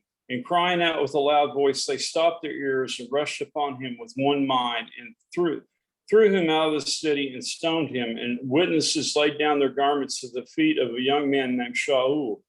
And they were stoning Stephanos as he was calling and saying, Master Yeshua, receive my spirit. And kneeling down, he cried out with a loud voice, Master, do not hold this sin against him. And having said this, he fell asleep. Thank you, Dean. So based on what we just read in Proverbs, the righteous and the wicked are going to get their due diligence, and the righteous will be spared.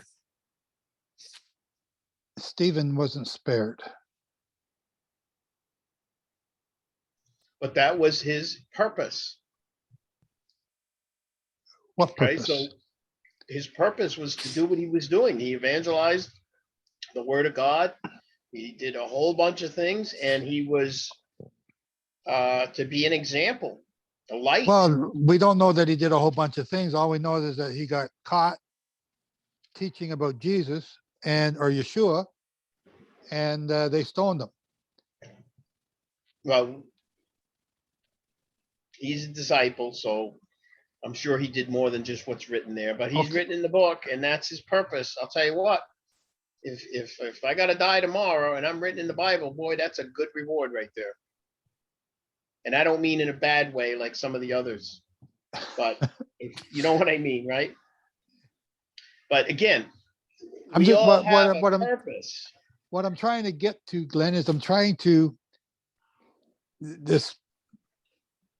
I guess I'm looking at the promise of the covenant.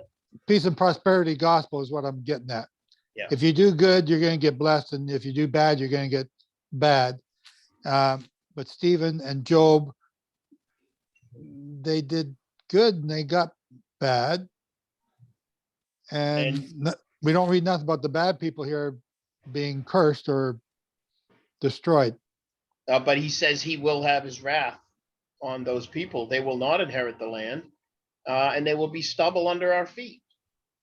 So you want to be stubble under your feet and have all the worldly things you want? You know, you want to ride the high waves of riches and mammon? Well, you have that choice, but in the end, you're going to be snuffed out forever. So you can have that choice. And I'll tell you what, I am sure that all the disciples and all of those who eventually died, or stoning or crucifixion or whatever, I am sure physically they were going, ouch, but they were going, yay, Jehovah, hallelujah, take my spirit. He's cried out right there, Jehovah, take my spirit. You know what? If I could have that happen to me and have that attitude, I'm all set. I'm happy. I've done what my purpose. We are looking for volunteers to be martyrs, and I'm glad that you're at the front of the line. Yeah, well. So hang on. So what you're saying though, Glenn, is the more I obey, the more righteous I am. I can look forward to being killed and slaughtered at the hands of a bunch of bad people. And no, that's what I'm supposed to look forward to. I'm reading a book right now. It's called Compiled History of the Netzarim Covenant Guardians, Followers of the Way. I am telling you, since Yeshua, there have been a line of Netzarim people who have gone through absolute crap. And then many of them have also been protected and served as Torah teachers in many ways and ended with a fine life. Okay. So you can choose either one, you know. Some of them taught many people and planted many seeds, and they weren't persecuted. They were left in peace. Others did have to go through that, but that's part of the process of getting the word out. And again, these people died with their dignity. They died in righteousness. And I'm sure they didn't sit there and cower in the corner wondering, you know, oh, I get my head chopped off. No, I know that. But I'm those halfway days, through the book. those days are again directly in front of us. They are. Maybe that's why I'm pushing this a little bit more than normal. Or is this normal? Somber, go ahead. We can't be in fear. We have to just accept what our lot is. And it's not about this life. You know, even King Solomon, although he erred at the end, he said, all is vanity. It's true. Okay. So let's compare Stephen with the man who picked up sticks on the Sabbath. They were both stoned. And this word stoned with stones, the word stoned is the word ragam, or resh gimel amem. The resh is the head of a person or a judge, or is that the head person or a judge or a prince. A gimel is a camel. It means to carry or lift up. And a mem is the moving waters of chaos. So this man who was stoned because he picked up sticks on Sabbath, it means to stone one is to lift up and to move judgment, or the action of slinging a stone to kill somebody. So judgment was made upon this man because of his unrighteousness. Now, in the story of Stephen was a righteous man and he was stoned. Did they go to an authority to stone him, or did they all just pick up stones and stone him from their own authority? And that's the way I read it, is that it wasn't like there was a judgment pronounced on him. It was like anger. The people suddenly picked up stones because they didn't like what he was saying, because he was basically pointing a finger at the fact that these people were unrighteous. It was a murder because it was done in fury. It wasn't judged. There was no judge involved. Exactly. Well, those people all took the judgment upon themselves. There was no righteous judgment made. It was lawless. Yeah, it was lawless. And so anyhow, I find it a neat contrast to see, you know, you've got an unrighteous man who was righteously stoned, where you've got a righteous man who was unrighteously stoned. You have an unrighteous man who was righteously stoned. The man picking up sticks is an unrighteous man, but the decision to stone him, it was not a human decision to stone him. It was Jehovah's decision to stone him. One thing we should note in Proverbs 10:2, I have to get it here. It says, how did that move? Come on. Treasures of wickedness profit nothing, but righteousness delivereth from death. From death, not physical death, death. So that could be the eternal element. Doesn't say we walk away from physical death. We're all going to die. Yep. We know that physically we're all going to die. But it says the righteous will be delivered from that death. And so that. So is the purpose of Stephen's death, because there are other martyrs as well that we don't read about, their names aren't mentioned, but is the purpose of Stephen's death to introduce us to Saul and his transformation? Who's to know? I mean, it could be for some people, that could be the goal for some people, but After this event, didn't Mary and the Marys and a bunch of them get kicked in a boat and take the oars away and they let him go? Okay, so that is not found in the book of Acts anywhere. It's in extracurricular books, and you're talking about the Joseph of Arimathea, which has had quite a number of different authors pick up on that theme, based on, I believe it's Malmuth, who wrote in 850, I think.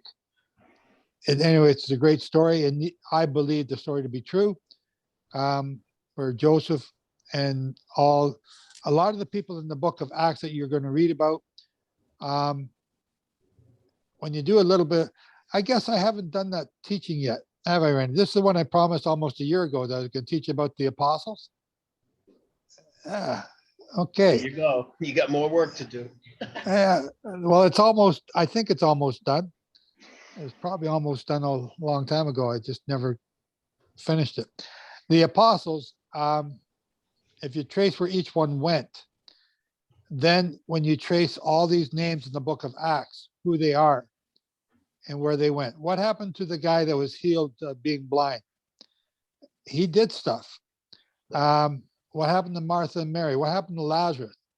Where'd they go? What'd they do? They founded some of the greatest churches in Europe.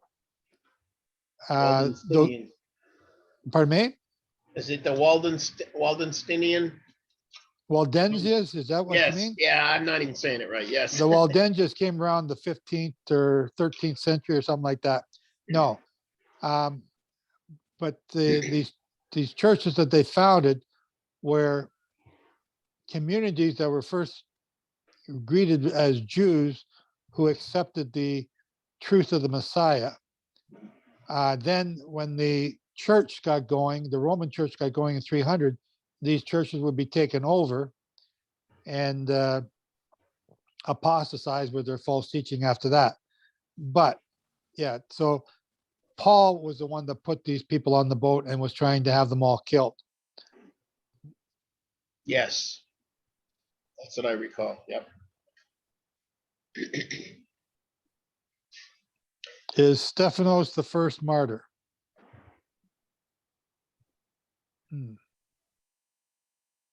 I doubt it, because everybody was already afraid of Paul before Stephen was Does it killed. say they were afraid of Paul before that? This is the first mention of him. Yeah, Is I it think not? the introduction of Paul to the story.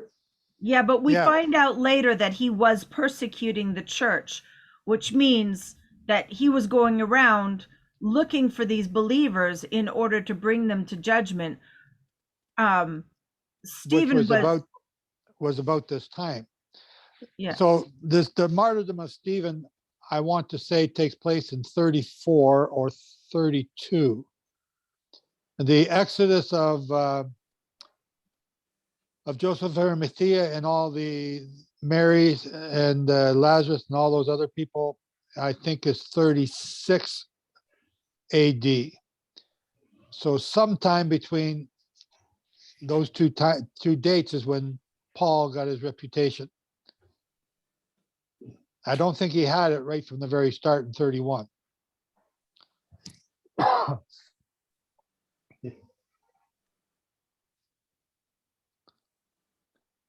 Any more on Acts here before we Actually, go ahead? where the first few sentences, it refers to Moses having two sons. I just find it interesting. Unless I'm in error, we don't hear anything about them, short of the circumcision issue with Moses' wife. They're in Judges. Well, one's in Judges, or his son is in Judges. Okay. I'll find it for you. I just find it interesting that if I had a father and his name was Moses, that's quite a thing to aspire to be the son of Moses. I would think there'd be more on them, if you understand. Yeah, I hear what you're saying, but I also want you to stop and think, look at all some of the richest or greatest men in recent history, in the Industrial Revolution. Very few of them ever went on to increase their father's wealth. The Fords might be the exception. A lot of them, like when I was in work down here, I call those the Pillsbury Doughboys. I call them, the guys that they just show up. They don't care about the job. They don't want to do the job. They've just inherited the birthright to be there. They never had to go through the school of hard knocks to get where they went to. So, and just responding, your question is great. I've never thought of that question before. Those two boys, how would you follow in the steps of Moses? How could they? They're teaching, they're being taught from the closest thing to Jehovah at that point. Okay, so Glenn, my dad just went up, he talked to God. My dad brought down the 10 Commandments. My dad parted the Red Sea. My dad, he threw a log in the Mara lake and it became clean. My dad did all these 10 plagues in Egypt. How soon before we beat that guy up? I got to bring him down a few notches, right? Yeah, but okay, so I'm going to follow my dad's footsteps, except now he's given that all to Aaron, my uncle, and his family. Okay, so what do I do? I just find it odd. I would think that, right there, it kind of, we don't hear bad things about him, which is a good thing. Well, Glenn, here, let me tell you what we do hear about them, okay? Yeah, please. The book of Judges, chapter Hang on, 18. before you do that, I'm trying to find that verse. I want to make a note here in Acts chapter 7. Where is it mentioned Moses and his sons? Oh, he read it. Dean read it. I swear I heard that. He said his two sons or something. It was in the beginning of what he was reading. Verse 29. 29? Okay, go ahead, Somber. Thank you. Okay, Judges 18. And the people of Dan set up the carved images for themselves. And Jonathan, the son of Gershom, the son of Moses, and his sons were priests to the tribe of Dan, of the Danites, until the day of the captivity of the land. So they set up Micah's carved image that he made as long as the house of God was at Shiloh. So hang on.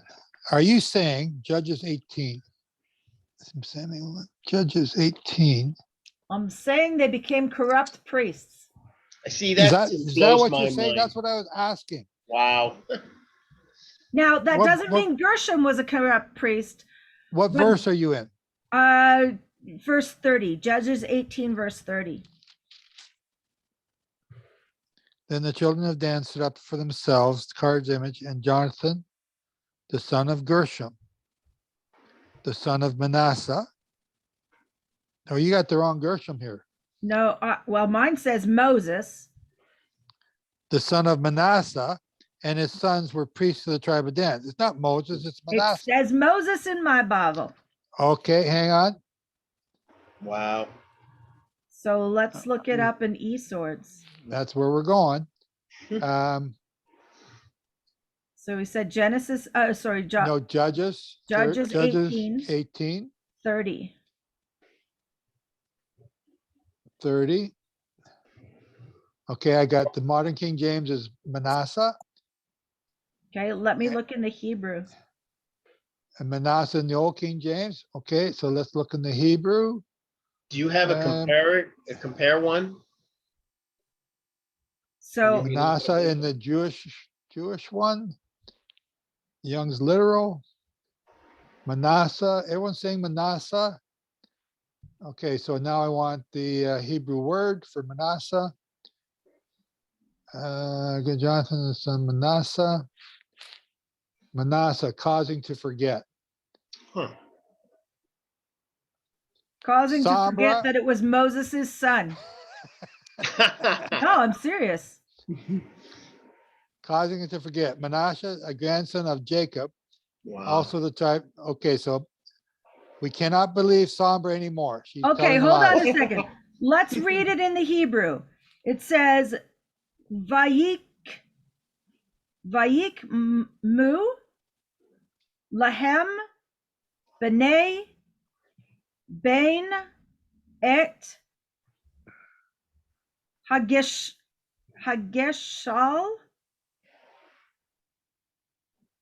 So who are these people? This is Dan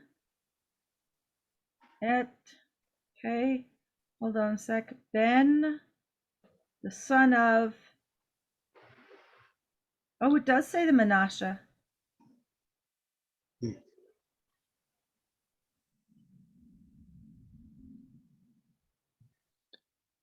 And there was silence. No, but I've always read it as Moses. What version are Sombra. you using? Sombra, look at the notes just opposite of where he is. It says that Moses, about the third line from the bottom, says some would read Moses as found in some manuscripts. Yep. Yeah, so like I'm not being I'm only teasing deceitful. you. I'm only teasing you, Sombra. That's a good catch here. I almost didn't see that. Instead of Manasseh, some would read Moses, as it is found in some manuscripts in the Vulgate and in the concessions of most intelligent, so unintelligent Jews say it's Manasseh, most intelligent Jews. But Bishop, I guess as Bishop Patrick takes this to be an idle conceit of the rabbins and supposes Jonathan to be of some other family of the Levites.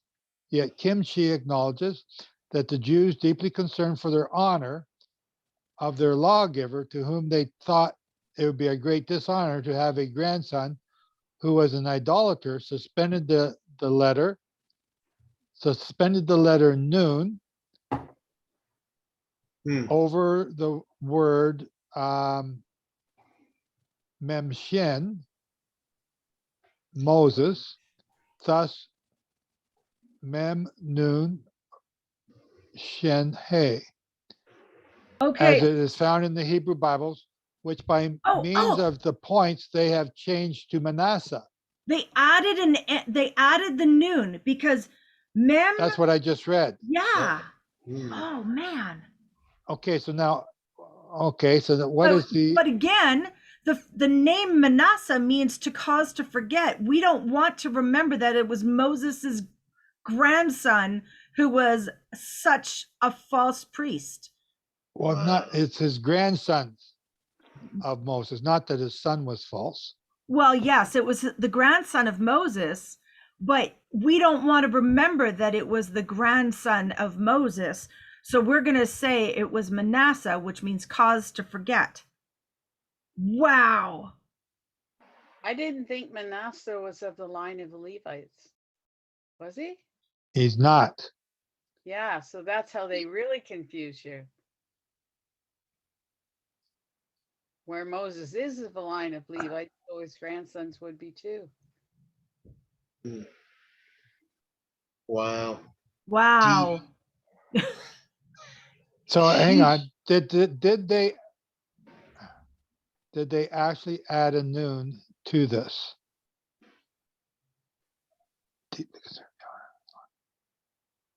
Well, here's an easy way. Go look up the line of Manasseh and find out if he has a son named Gershom.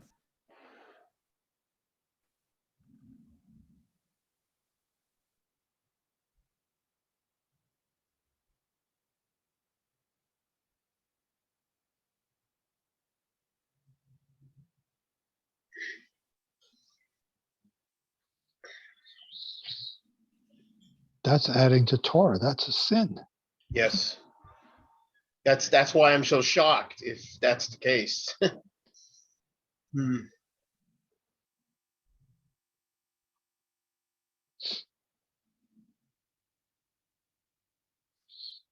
So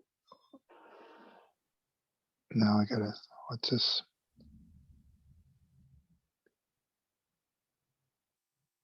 Case.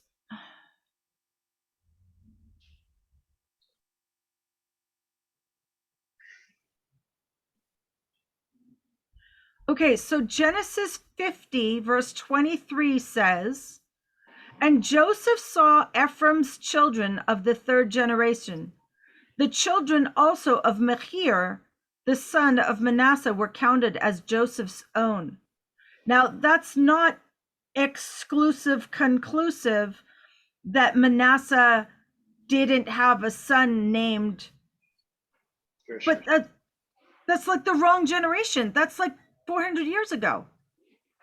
Hmm.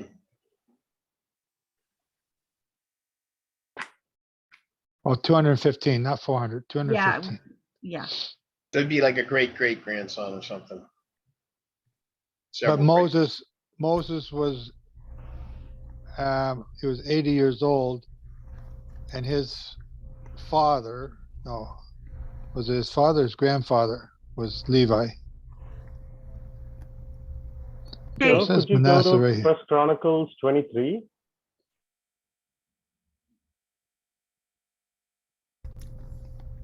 It has a genealogy of Moses' sons and grandsons in that.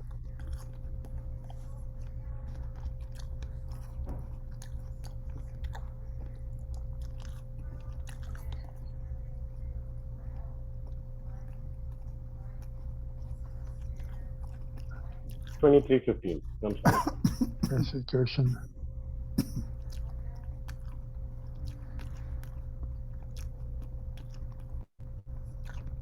And as to Moses, wow. the man of God, his sons were named of the tribe of Levi.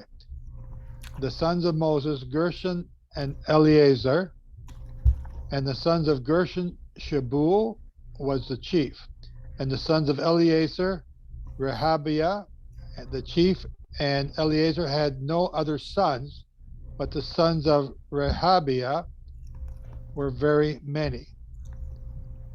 The sons of Eleazar and Gershon, Shebuel, and the sons of Issachar. So Gershon didn't have any sons? Well, Gershom has a son named Shebuel, and he was counted as the chief. So we don't know if there was others. We just know that Shebuel was the chief.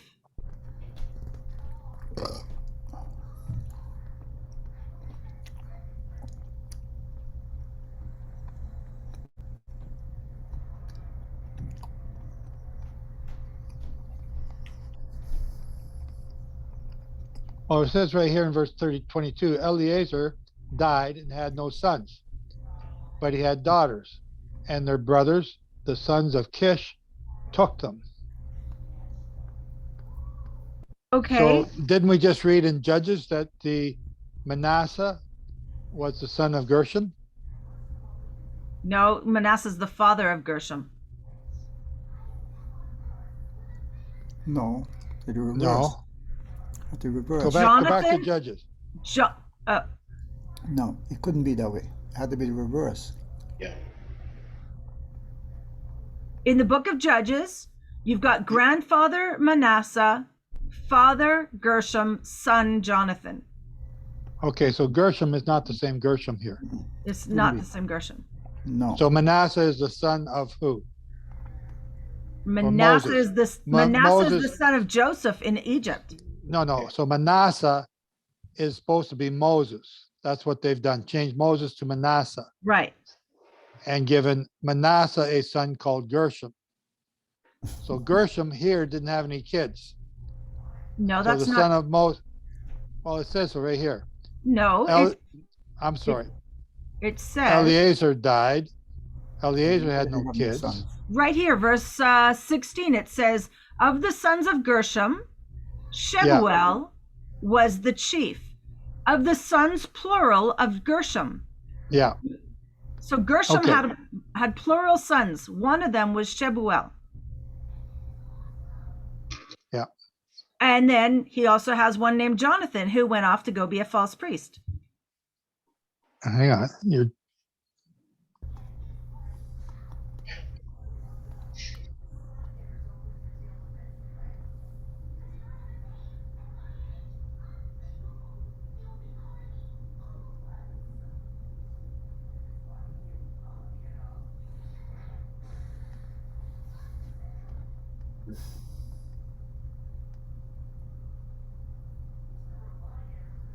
so Samuel, his son's 12.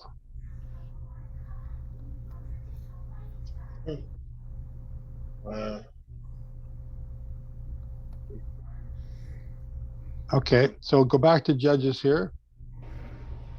Judges, what are we, 16 you said? 18. 18? Or am I 30?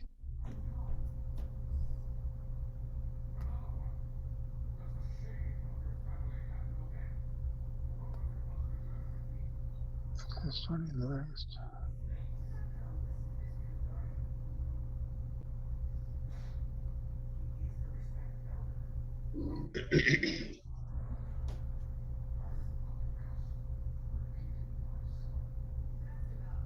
Okay, I may have to do a little extra work here.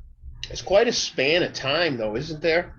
Well, I'm on Abarim Publications, and it says that Shebuel, a distant descendant of Gershom, the son of Moses, 1 Chronicles 23:16. He was assigned priestly duties during the time of King David, and he became officer of the treasuries of the temple.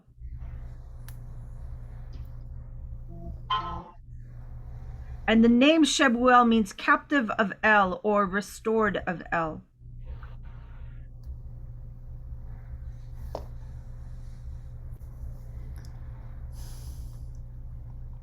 But I have also, well, where did it go? So if you look at Numbers 27, verse 1,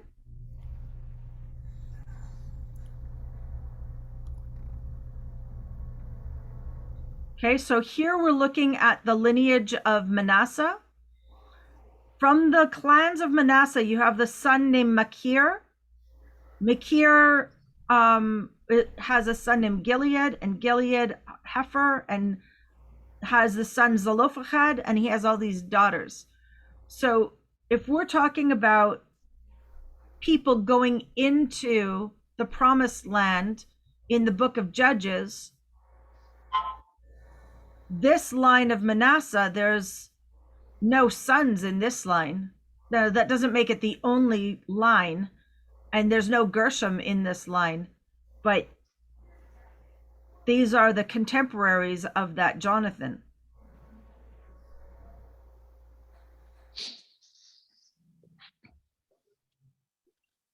Anyhow, I find it fascinating. Mm-hmm. I didn't mean to open a can of worms, Well, but I'm glad we did. So I Interesting. guess that's what I'm getting at is, I would have thought, and this goes through all generations of the world. You can be as righteous as you can be, and you can have sons that fall away, or you can have sons that continue in the way. Right. So I'm just amazed, and we don't know enough yet here to make that conclusion, but I'm just amazed that it's leading that way, that he would put up an idol, and condone that. That's especially after if this is true, his father being Moses, it's like, gosh, hey buddy, you were there. You not only did you see the miracles, you saw all kinds of things go on. You were involved in it, and then you're going to turn around and stray.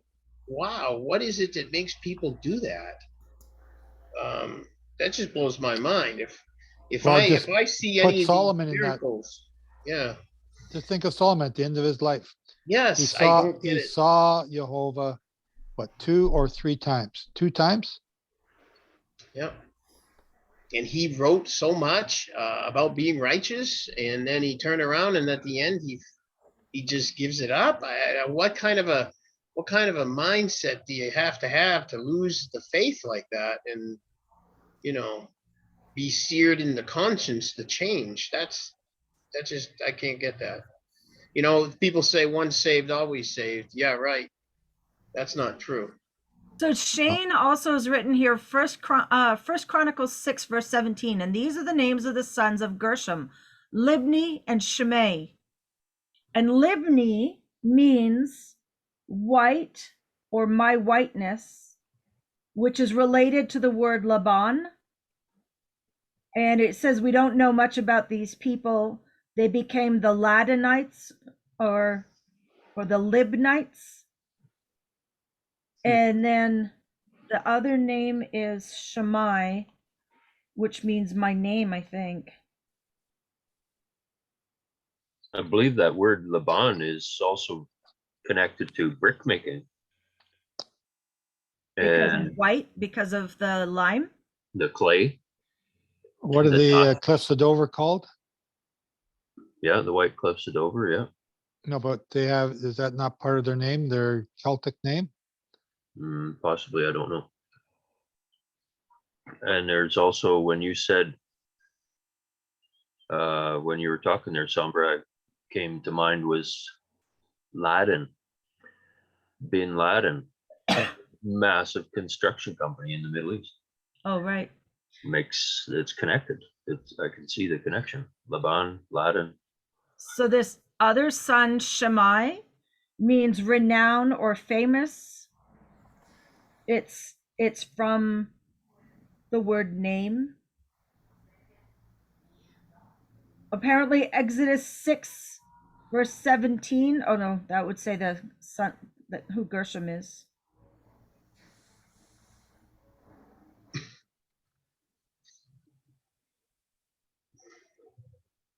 Anyhow.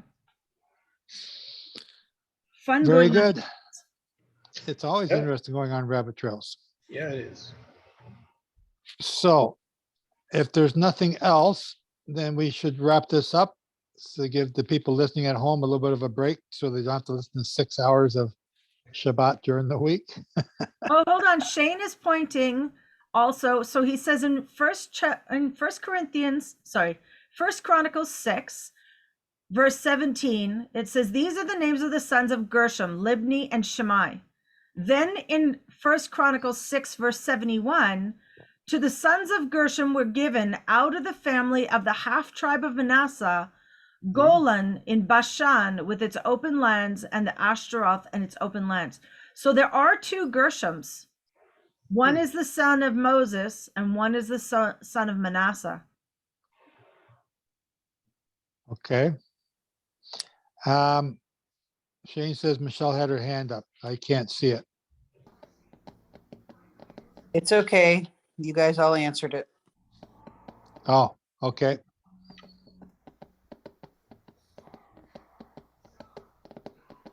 Okay, so with that, we're going to wrap up. I want to thank you guys all for another interesting Shabbat study. And they're always interesting. I never know what's going to happen here from week to week. If you're listening and you're new, join us, subscribe to our YouTube channel or a newsletter. And because sometimes we talk about that. And sometimes we have teachers on once we get their message and make sure that it's kosher.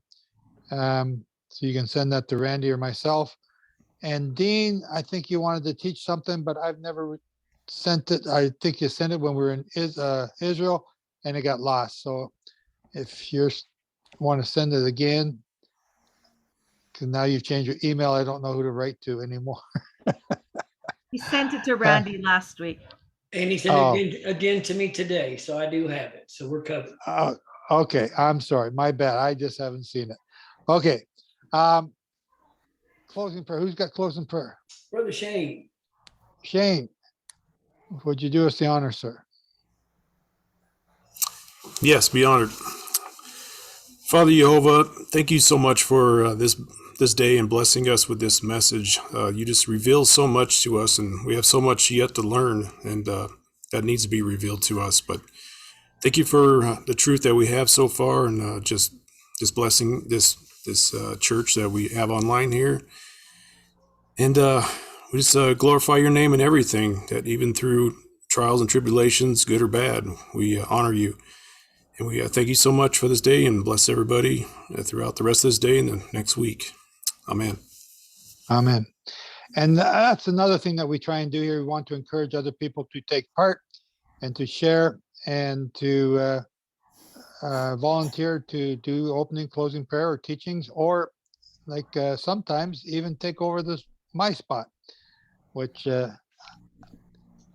other people can do. It's not that hard. So if there's nothing else, Randy, I haven't forgot anything again, have I? No, sir. Good to go. Shabbat Shalom, everyone, and we'll see you next week. Bye-bye.